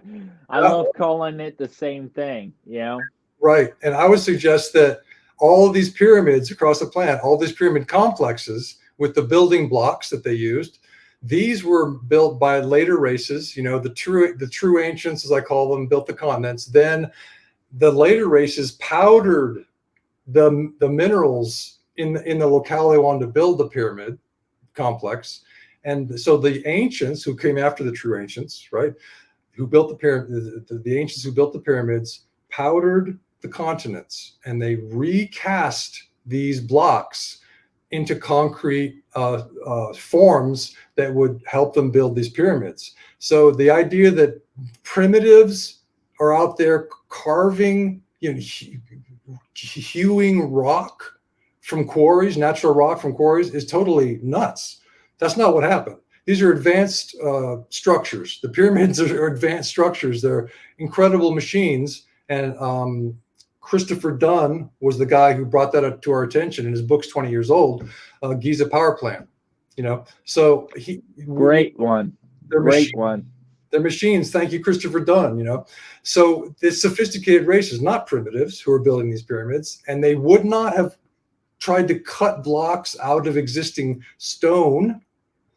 What they did was they powdered the existing continents, which are artificial concrete already. Then they made their own artificial concrete block, and they might have mixed those powdered minerals with some other minerals they found over here. And they wanted their specific mineral recipes, just like in the Great Pyramid, you have a different kind of granite in the chambers. The King's Chamber, you have I think it's a rose-colored granite or something like that, different from the outer blocks. They were clearly cast. I mean, you can't say that these blocks that fit together were somehow carved and dragged by primitive people. Impossible. It's just ridiculous. And with our modern day technology, it's impossible. Right. I should mention that. Yeah. It is possible, just not with our means of technology. All right. Well, this is a spire. Look at that. You can see how high that structure is, and you say, well, it has to be natural because who's building that? What's that for? Well, maybe it's an antenna.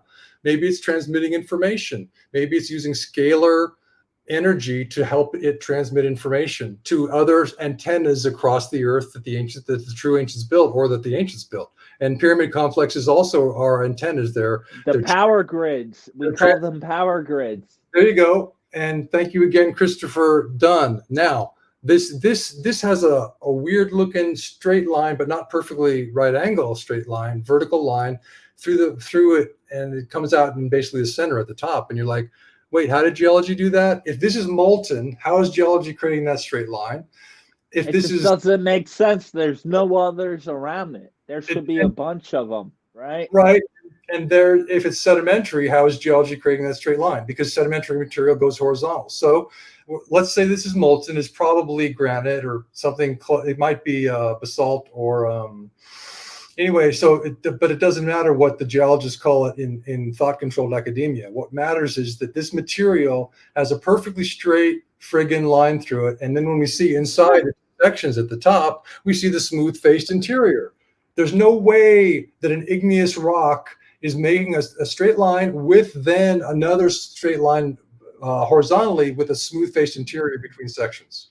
No way. No way. No way. No way. So let's keep it rocking with these amazing. We've been talking too much. Whoa! What is this? All right. So it's a little bit cut off at the top, but that's okay. You can see the roof sections. Most people don't take a picture of the roof. They take a picture of the dwellings from far away or whatever. But we have this person. I was looking for this for so long, and I finally found it a couple of weeks ago. You can see the straight lines through the roof. And you're like, but that's sedimentary material. How are they, those lines are moving up and there's smooth face sections that the lines delineate. So how are those lines moving up through sedimentary material? It doesn't make it, they're straight. How is this happening, geologists? Please tell me. And you can see that line in the top picture, how it's cut straight up through that, where they want everyone to focus on the dwellings, the structures that made are on the flat, but they so often completely miss the giant overlay, the covering, the roof with the giant split going down it that shows that this is two separate materials that were formed together to create a roof.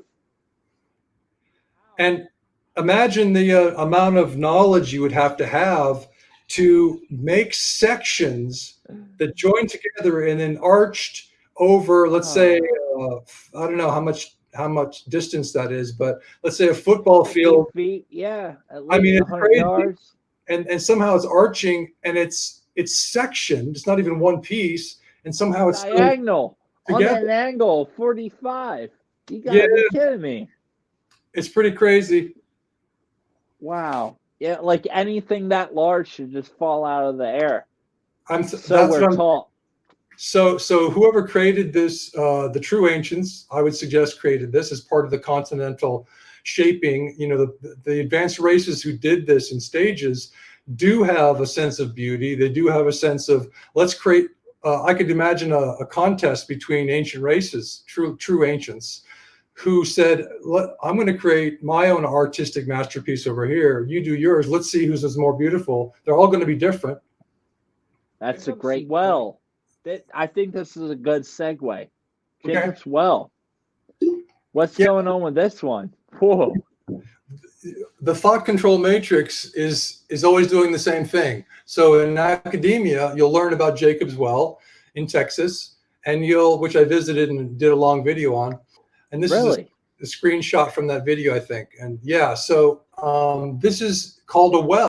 So if you dive down and you've got some oxygen tanks with you, you can go along a tunnel let's say the tunnel goes where the top of the photo is. If you just go that way, you're going along the tunnel, and then no one's found the end of it. So it's a tunnel, but it's called a well. They always name caves, cave systems.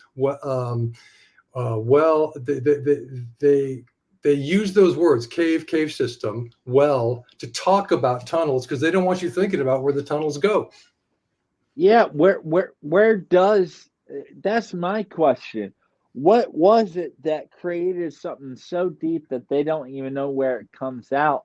Where does it go? What are the possibilities of where these things go? Where do they go? Right. So I don't know. We haven't figured out where it goes because we don't have the ability with our tanks to get through those narrow crevices. So you can't carry enough oxygen on your back because you literally can't get through to the next place. So, but it's really, really long. What they've mapped is really long, So that's a tunnel. Now, you'll notice that caves all around the world are actually tunnels. If you just look at the graphics or the photos, you'll see that they're tunnels. They're not caves. There's a cave entrance, but it's really a tunnel entrance. And you could call it a cave at first, and then you go, oh wait, there's a tunnel that goes for several miles. I'm going to call it a tunnel. You would, because you're sane. Academia says it's a cave. Cave. Mammoth Cave. Wait, what? It just goes forever. Mammoth Cave. So also they gate certain tunnels because they don't want you going in there. The plasma discharge that came and made the Grand Canyon went through the continents in a few seconds. Went through the continent in a few seconds, and you see this tunnel, and it's about the size for a giant, and it's peaked like this, and then it's straight down. It's called Stanton's Cave. They put a bat gate over it, which means the bats can go in and out to this cave, which is actually a massive tunnel, and we can't get in. And they're like, we're going to protect the bats. No, you want us to not go in because we'll see it's not a cave, but that it's a tunnel, and it's totally built. It's built like this. There's no way that nature is making a peaked tunnel for a giant that's 25 feet tall in her sedimentary material. There's just no way it's happening. And when we see the tunnel and we see it's always peaked and it just goes on and on and on, we don't know how long it goes.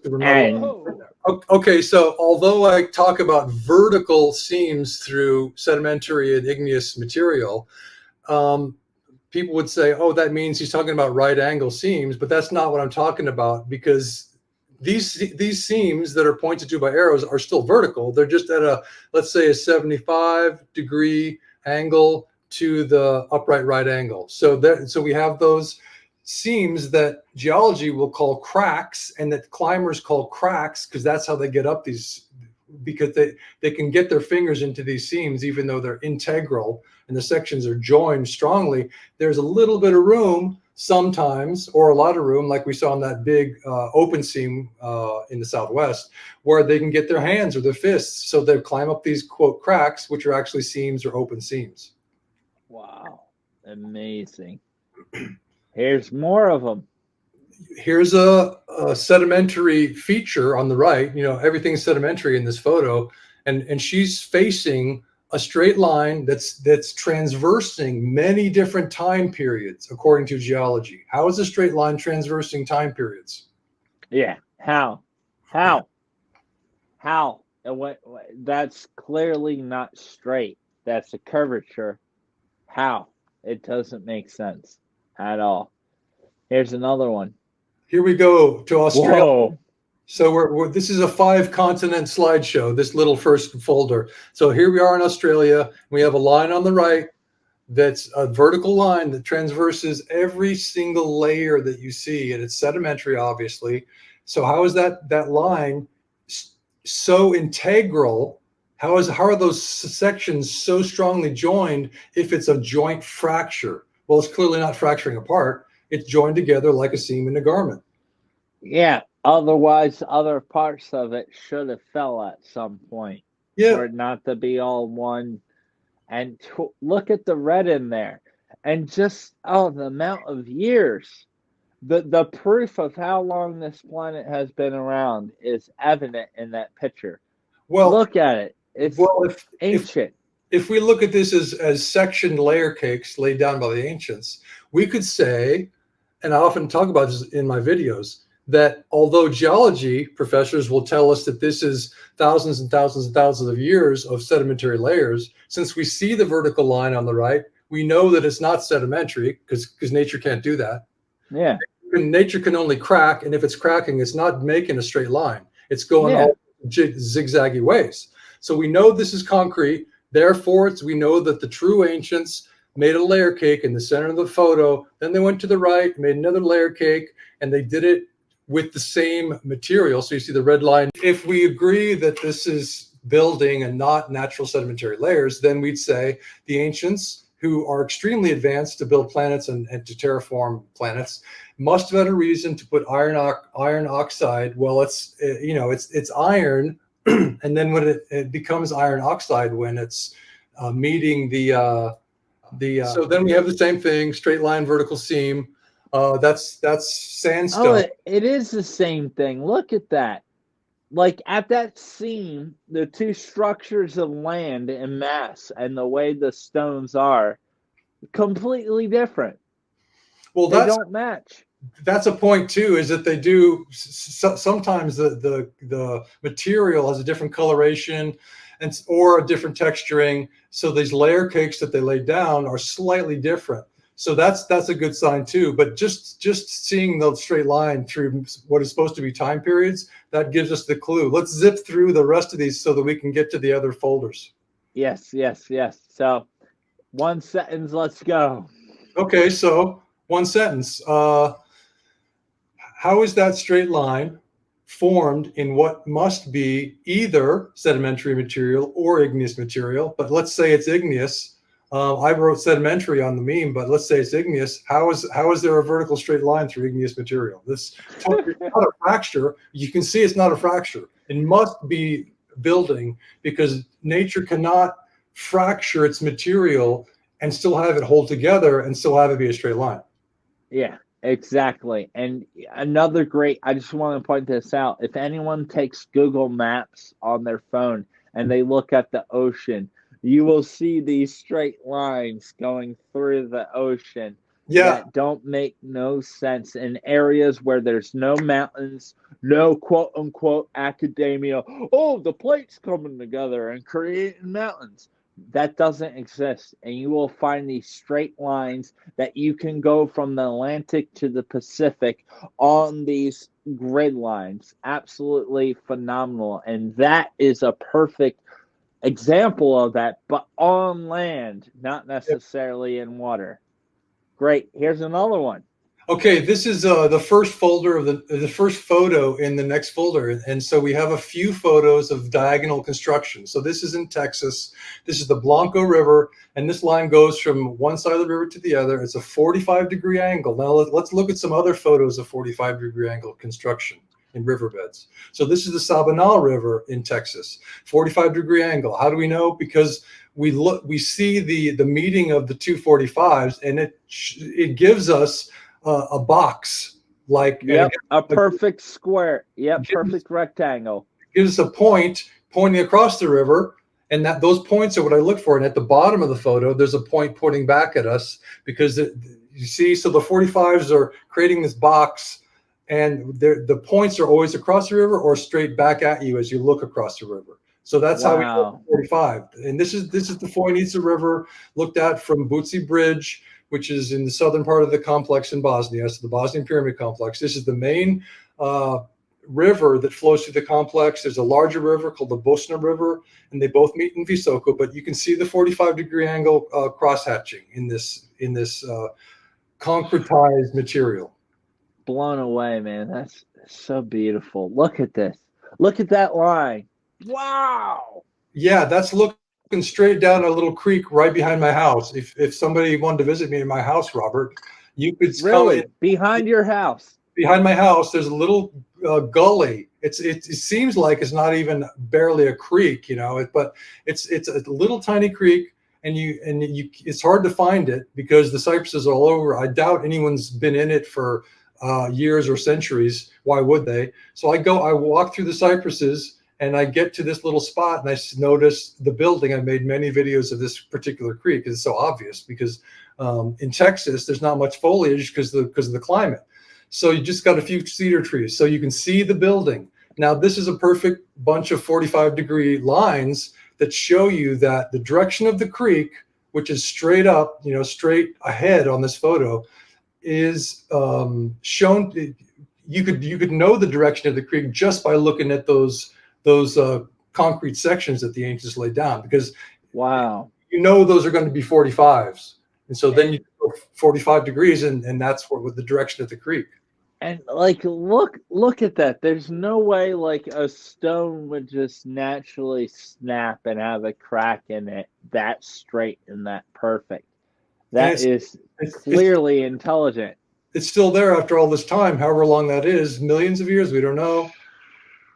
So that's insane. That's a landscape version of the photo we saw earlier, the Sabinal River in Texas. So you see more of the diagonal construction. You see there's another pointer on the left. Right at the bottom, too. A perfect angle. It's pretty crazy. Like you can see the underground layering of it, how it's so squared, and over time, more water has stacked up on top of it. But at some point throughout our ancient history, these things were intelligently carved out and terraformed, apparently. Well, I think they just built it from the ground up, and they just built it out of diagonal sections because they knew that the 45-degree diagonal line as a foundation for the hills on either side of the Sabinal River would be the strongest construction. Because if they built with right angle lines, let's say the river's going this way, let's say they built it like this, that's not as strong as if they do this. It would crumble and wash itself out and not pertain a river flow. I think it's easier for the river to take out those right angles, whereas if you have the 45s, you know, it can't, and it stays. It's like any construction that you see when they're making those really tall metal structures for cables. They always do diagonal construction. Yeah, and even with towers, you see the cross beams. Yeah. They call them cross beams for a reason. You want to know what's in that cross? A 45-degree angle flapping right there. Yep. See, exactly. But they were doing this for our rivers, for our waterbed, and even in our ocean at one point. Well, they've got the building of the planet is pretty clear when you see these long straight lines in the seabeds. Now, I don't understand that because the seabeds are supposed to be formed by the volcanic seams of fire are pushing out the oceans, making them larger. Now it's supposed to be volcanic material. So I think those lines probably came later and were part of construction projects on that volcanic material. But I don't know. It's a mystery. You bring up a great point. Is that the continents have remained the same size throughout history. All right, the planet used to be smaller, so the expanding Earth theory is correct according to science. That's not you won't find that in academia. That's just some foo-foo that they don't accept. But the expanding Earth theory says that at the continental seams, because the ancients who built the planet put seams in their material, and they said, okay, those will be what we call the continents. At those seams, there was volcanoes creating new material. So what they did, the new material pushes the continents apart, all 6, or other people say 7 or whatever the number of continents you agree on. The volcanic action from inside the Earth is pushing these continents apart little by little by little, creating a larger ocean area. Then the water comes in, don't know where from, possibly from Tiamat, the giant watery planet that was destroyed by its own people, its own royal family. And that water rains for 40 days and 40 nights, and that becomes the ocean. Or it could have been water from some other source that forms our oceans. Then the Nibiru planet inhabitants come and salt the oceans. Alex Collier tells us that it took them 36 years to salt the ocean so they could control the populace, and that the populace had to be on the land with the fresh water. They couldn't go out into the ocean. So they salted them. It's an artificial salting of our beautiful freshwater oceans that the species had to either die from the salt or they had to adapt to it. So we have seabeds that are growing. Oceans are growing slowly, slowly, slowly. The planet's expanding. New materials coming in from the sun. Ionized particles, and that's James Maxlow, Maxlow. You can find his site, .com, and he talks all about the seabeds and the expansion of the Earth, and it's all scientific. So he's written many books on this, and those books are banned from academia. So we have the expanding Earth, the greater gravity, which means we're going to get smaller over time to adapt to the gravity, the larger gravity. Dinosaurs from 65 million years ago the larger ones could not have moved. Brontosaurus could not have gotten up in our gravity. So smaller organisms became the rule. Dragonflies went from big birds to little tiny insects. Everything shrank. And academia is telling us that this is because there used to be more oxygen in the distant past. No, not true. There might Not have been true. more oxygen, but that's not the reason. The reason is that the gravity, the electric force of gravity, is the electric universe contingency guys tell us. It's an electric force. All those dipoles are lining up. The subatomic particles are lining up, and they're forming the weak force of gravity. But on a larger planet, the weak force of gravity gets really, really strong with this new material coming in from the sun, and then the volcanoes spewing it out, pushing the seabeds out. So those lines that you see on Google Maps on the seabeds, those long vertical lines that are long straight lines that transverse maybe the entire ocean. So this is just a collage, just to show on 3 continents of diagonal construction. South Africa is the upper right. That's the Elands River. I worked with Michael Tellinger for a month doing videos. And on my last day there, I went out on my own exploration above the Elands, and there's some videos on that. Just go to my site, Jock Doubleday on YouTube, and check out the Artificial Riverbeds playlist. There's 43 videos. On the bottom right is a little creek called White Oak Creek. And you can see the diagonal construction of this incredibly large section that I'm standing on. It's 45 across the flow, and that's what they do. And here's Bosnia on the left on the bottom, and that's the Foinica River, 45 degree, which oddly I didn't notice a specific angle when I was there. It was only later when I started seeing it crop up in the 45 degree angle crop up in Riverbeds in Texas. And I said, oh, that's just like the Foinica. And so I didn't even see the 45. I knew they were angled, but I didn't see the 45, the specific angle. I never would have thought anyone would need a specific angle, but that's what they used, you know. So that's White Oak Creek in Texas. Beautiful, beautiful. Here's another one of the same photo. That degree of how they're slated. Then you take that with the actual riverbed.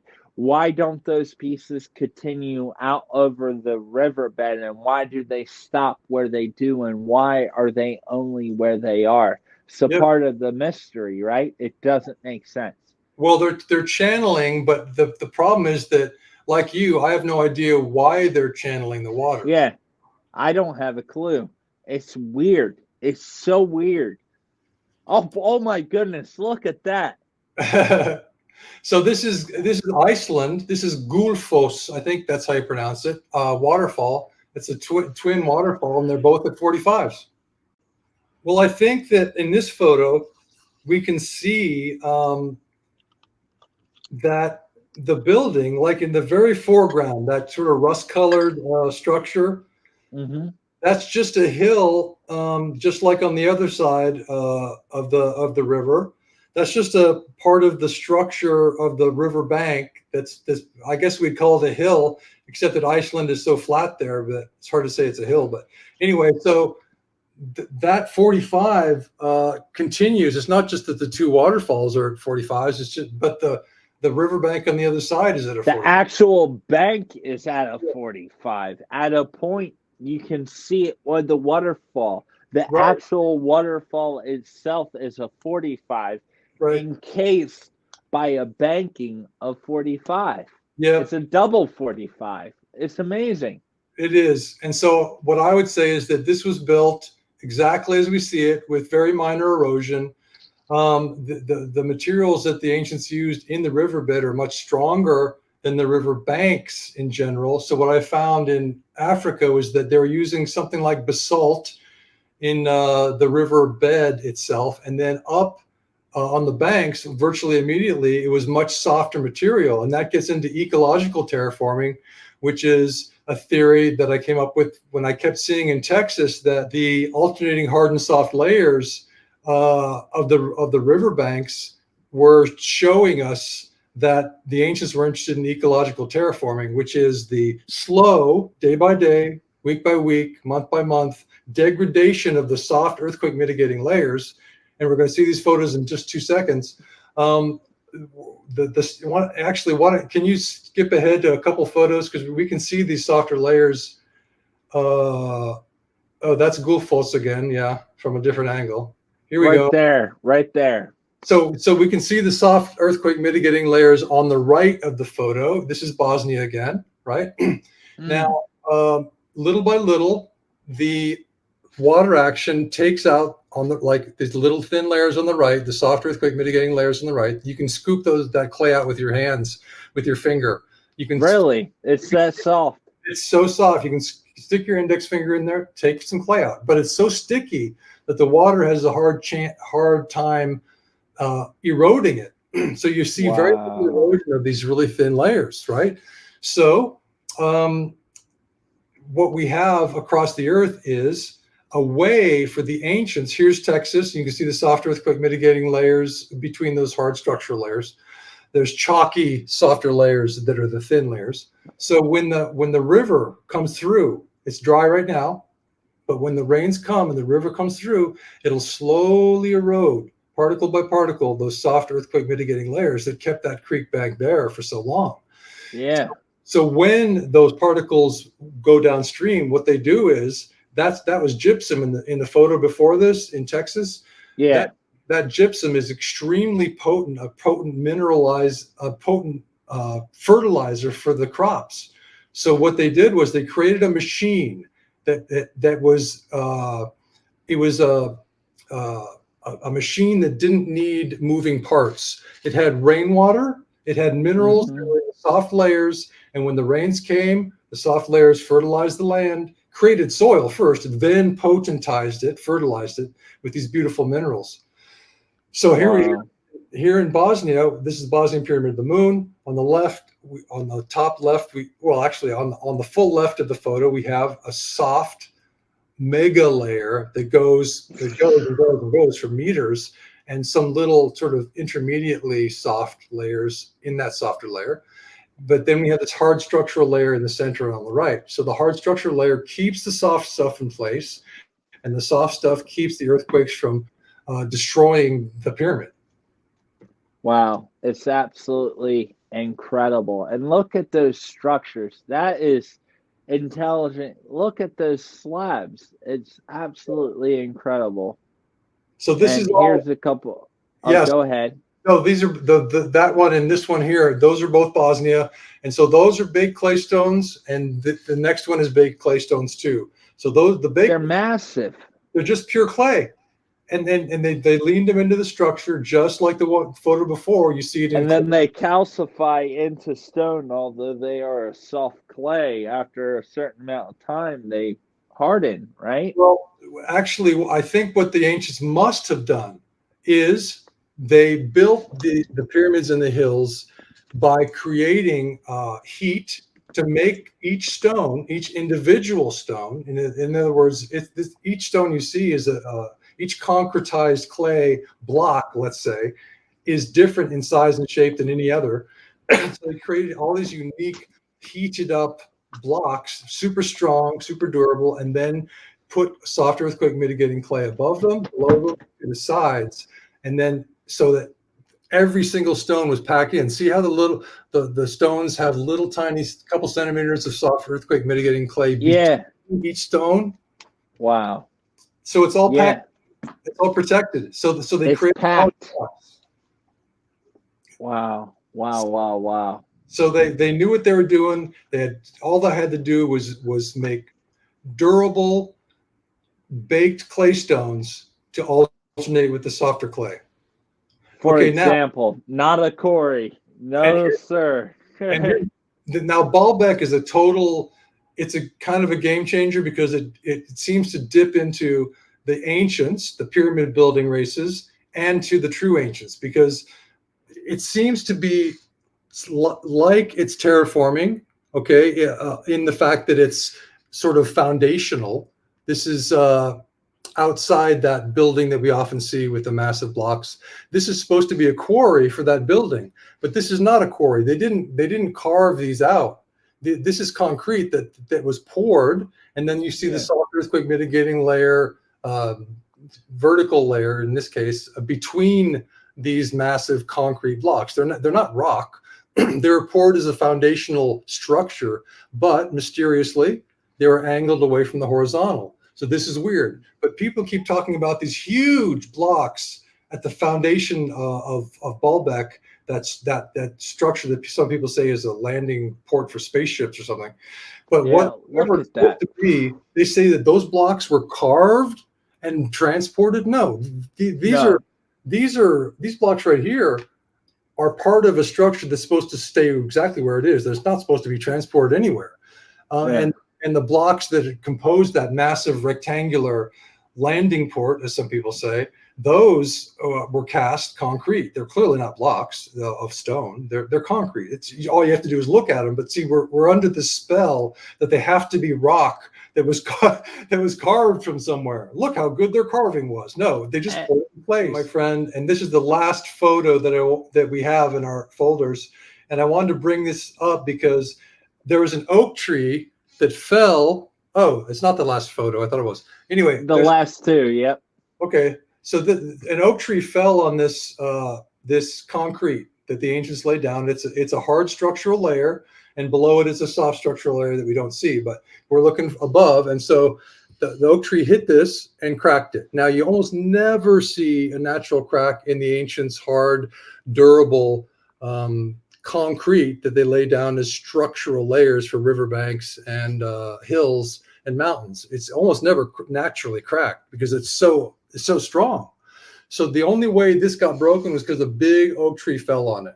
Now we have the oak tree next to it, so I have the video. So it's on video. I knew that was important, but I want to go back to that real quick. That crack, you see how now geology always talks about cracks, but this is an actual crack. This crack is totally random in its line of travel through the material. There's no sense that there's a straight line anywhere in that crack, but they want to call straight lines through material cracks. They call them joint fractures, and fracture is the same thing as a crack. So it's a joint crack. If you took a sledgehammer to our concrete, it would break apart in a random crack like this, a jagged crack. And if you take a sledgehammer or a tree to the ancients' concrete, it's going to give you a crack like this. But see, the point of this is that this zigzaggy crack has nothing to do. This zigzaggy fracture has nothing to do with what geology calls joint fractures through all the material you see throughout the continents. Yeah, the perfectly straight. This is what happens when something hits, or for example, an earthquake hits and separates lines. This is the line that you will find from naturally occurring phenomena that tends to break concrete or rocks. Right. Now, going back to a lot of those straight line structures that you and I were looking at, you know, there's so much more going on with all of those. Like, look at those lines right there. That's a perfect example. That is not a natural tree falling onto that rock and splitting that rock like that. That's the point you're trying to make. It doesn't happen naturally. This is what it looks like when a tree hits it. The same as a sledgehammer hitting a chunk of concrete.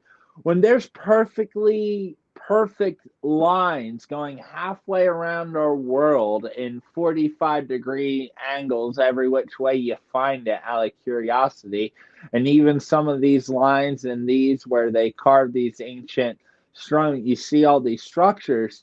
That's not something hitting that wall there. That's not a sledgehammer. That's not a rock hitting the wall side.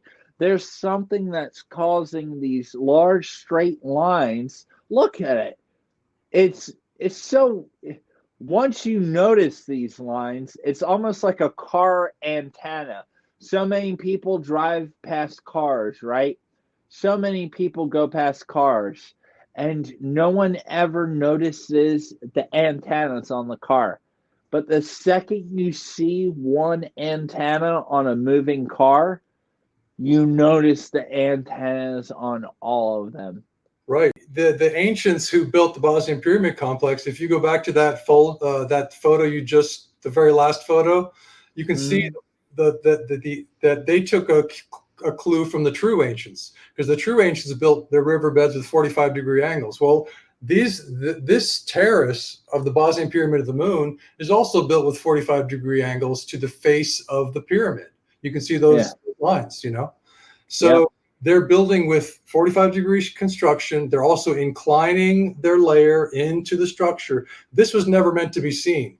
This terrace with beautiful textured stones on the top, flat on the bottom, each one unique, clay stones, were never meant to be seen by us. The only reason we can see this terrace of inclined baked clay stones, all of them set at a 45 to the structure, is because they were all that soft clay above, the soft earthquake mitigating clay layer, was dug out by volunteers who came and paid for their own way to work in the Bosnian Pyramid complex for free and dig that out. That's why we can see that inclined layer. It's inclining into the face of the structure, because that means all the stone's weight is always leaning in. So if there's an earthquake and the Bosnian Pyramid, the moon goes like this, the stones just set in stronger. They just set in stronger. The earthquake mitigating soft layers are taking the kinetic energy of the earthquake, letting it move, right? Unlike our structures, which aren't allowed to move, they just brittly break, you know. And then the inclination of the structural layers between the soft earthquake mitigating layers, all those inclined layers just set in stronger. That's exactly, you know. And I was just trying to find that one of exactly what you're saying and what they're right here. That's a perfect. That's the layers you're talking about of their knowledge of understanding these water beds and that some shape or another, like that is intelligently put there. They understood this and they were building these building blocks. And I've seen the videos where you're walking on the waterbed and you're like, although academia says this is just naturally forming, it's not. Nature forms within a certain golden ratio, if you want to call it. Right. These formings are using that 45-degree knowledge, which is something else, and how they're stacked. And for everyone that's watching this now, please check out the description. You will find Jock Doubleday's YouTube channel, additional research, website, etc., contact. Please go in there and check this out. I know that this subject can be a lot to handle if you don't have a background in geology and studying rock formations and water layerings, etc. But I promise you, if you just take the time to hear Jock from start to finish, to see what he has seen, to go to where he's been, and to see these ancient rock structures that are formed in ways that just don't happen naturally from volcanic activity spewing out. There's so much more to this phenomena, the creation of this planet, this living organism, that apparently has so many mysteries still yet to discover, right? Well, exactly. I'm glad you brought up living organism. And I also want to bring up, as we end this, something that we touched on earlier, that I'm a playwright and a screenwriter. So I don't believe that I'm smarter than all the geologists. I don't believe that I'm smarter than all the people who think that the Earth has geology instead of building, natural geology instead of building. All I did was allow myself to ask a question, and which no one has ever done in the past. No geologist has ever gone on the land and asked this question: is what I'm looking at natural or artificial? Why did geologists never ask this question in the past? Why? Because we've been told that we're the first advanced race in the universe.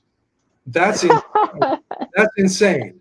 Unless you have a Big Bang theory to tell you that your universe is young, and then you're plausibly, maybe we are the first advanced race. So that's like saying a baby has more knowledge and understanding than an adult. It doesn't work that way. We're nothing special.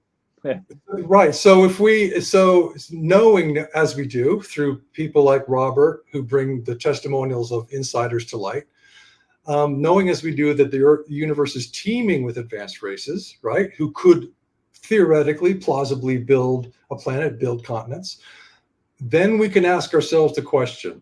That's all I think anyone should do. They shouldn't say, hey, the continental terraforming theory is right. Why not just go out on the land and ask yourself the question, is what I'm looking at natural?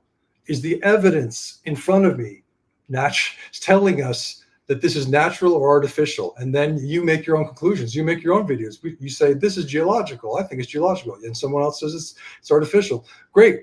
It's not about Jock Doubleday. It's not about, Jock Doubleday theory. It's not my theory. It's just anybody's theory when you take off the veil of geology that was given to us by academia. Who is controlled by the Draco system. Exactly. And in order to know the right answer, you must ask the right question.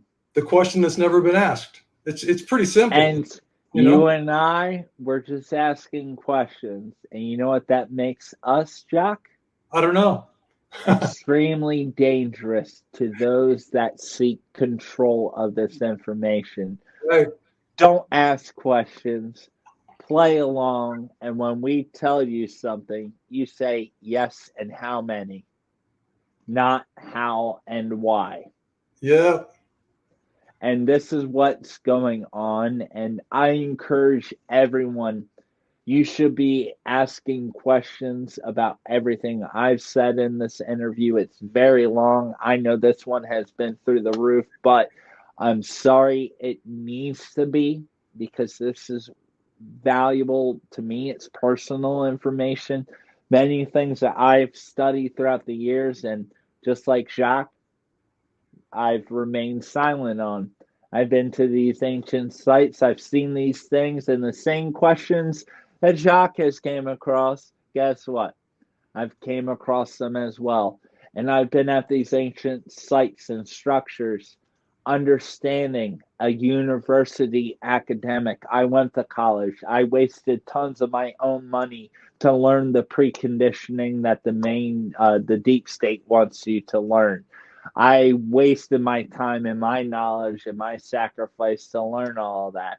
And then when I actually went to these sites, not sitting in a university or college room, when I physically went to these sites, a part of my humanity couldn't help but be connected and to look beyond what I was seeing. And all Jock and I, all we're doing, we're just asking questions. And it just so happens that these questions are something that really makes you wonder. That's it. I'm asking questions. Now, they're questions somewhat in advance of the first questions you're asking, which is this natural or artificial? But what I've done is compiled the evidence from that question that keeps coming up artificial instead of natural, because I thought it was all geological, just like anybody else.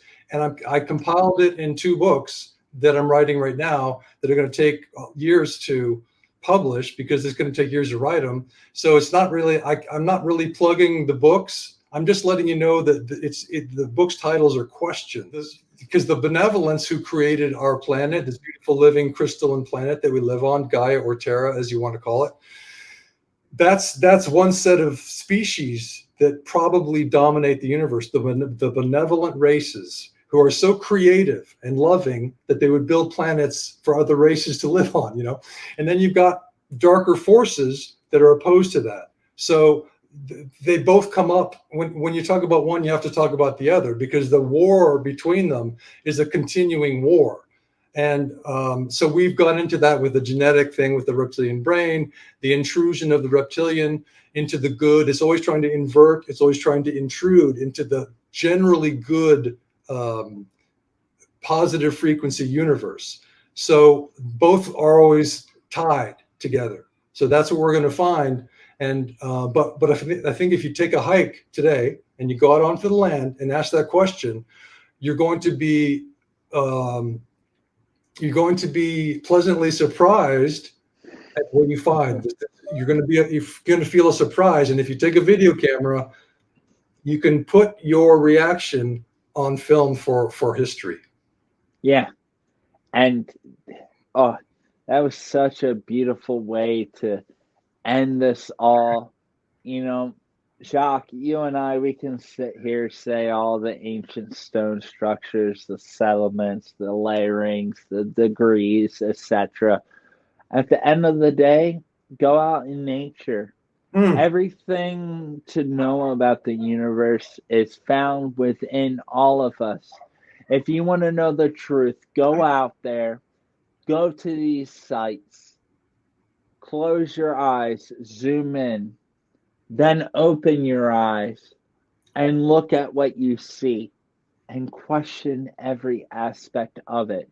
Your existence, the rock's existence, the tree's existence, the animals and insects' existence, and our existence.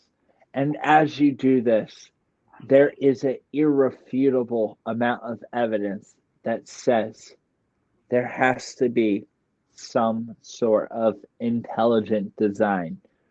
Who Jock and I are saying are the ones creating this, there's no way for us to know, but we are exploring and we believe that it's many other different groups, individuals, beings, energies, frequencies, sounds, vibrations that all played a part in layering the existence of our creation. No different than the layering of bedrock and stone and earth and terra and technology and all of these things, terraforming, that have been stacked just like our planet. When it comes to this subject, there's many layers and it's stacked. And it's stacked in a way that will ensure everlasting existence to some point or another. It's Well, a beautiful connection. that's the key to the Fibonacci series. When you see a sunflower, you see the seeds in this spiral, right? That's because they're stacked.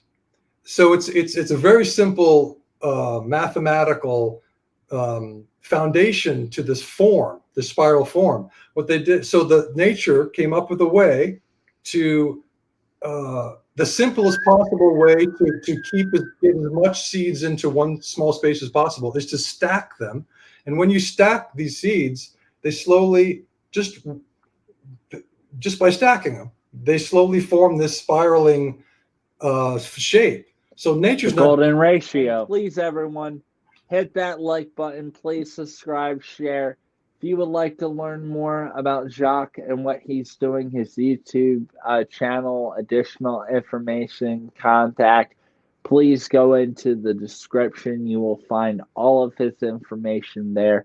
Tons of incredible research. I know this can be a lot for a lot of us to handle, and I know him and I, we've been talking for 3 hours plus and before, but there's a lot of valuable information. And the reason I'm going out of my way and that Jock is going out of his way to study this, spend his own money, spend his own time to travel around the world and learn these things is because we've truly been infatuated with the things that we have seen.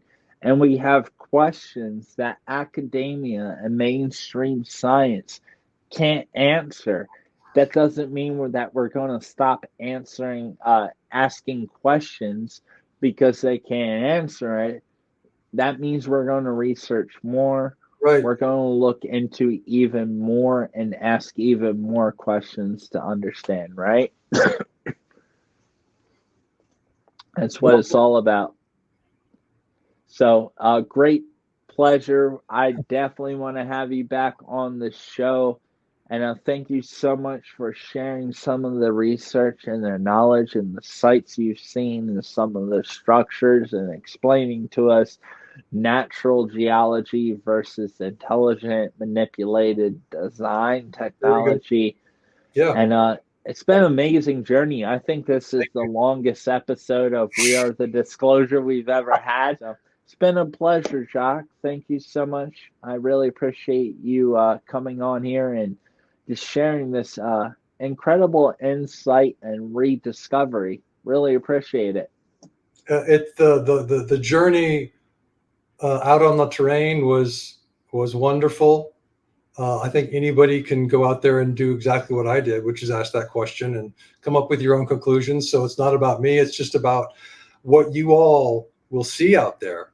And I do love you, Robert. You're a beautiful person. You're a beautiful soul. And thank you for your entire body of work that you put out there from all these incredible people. Thank you.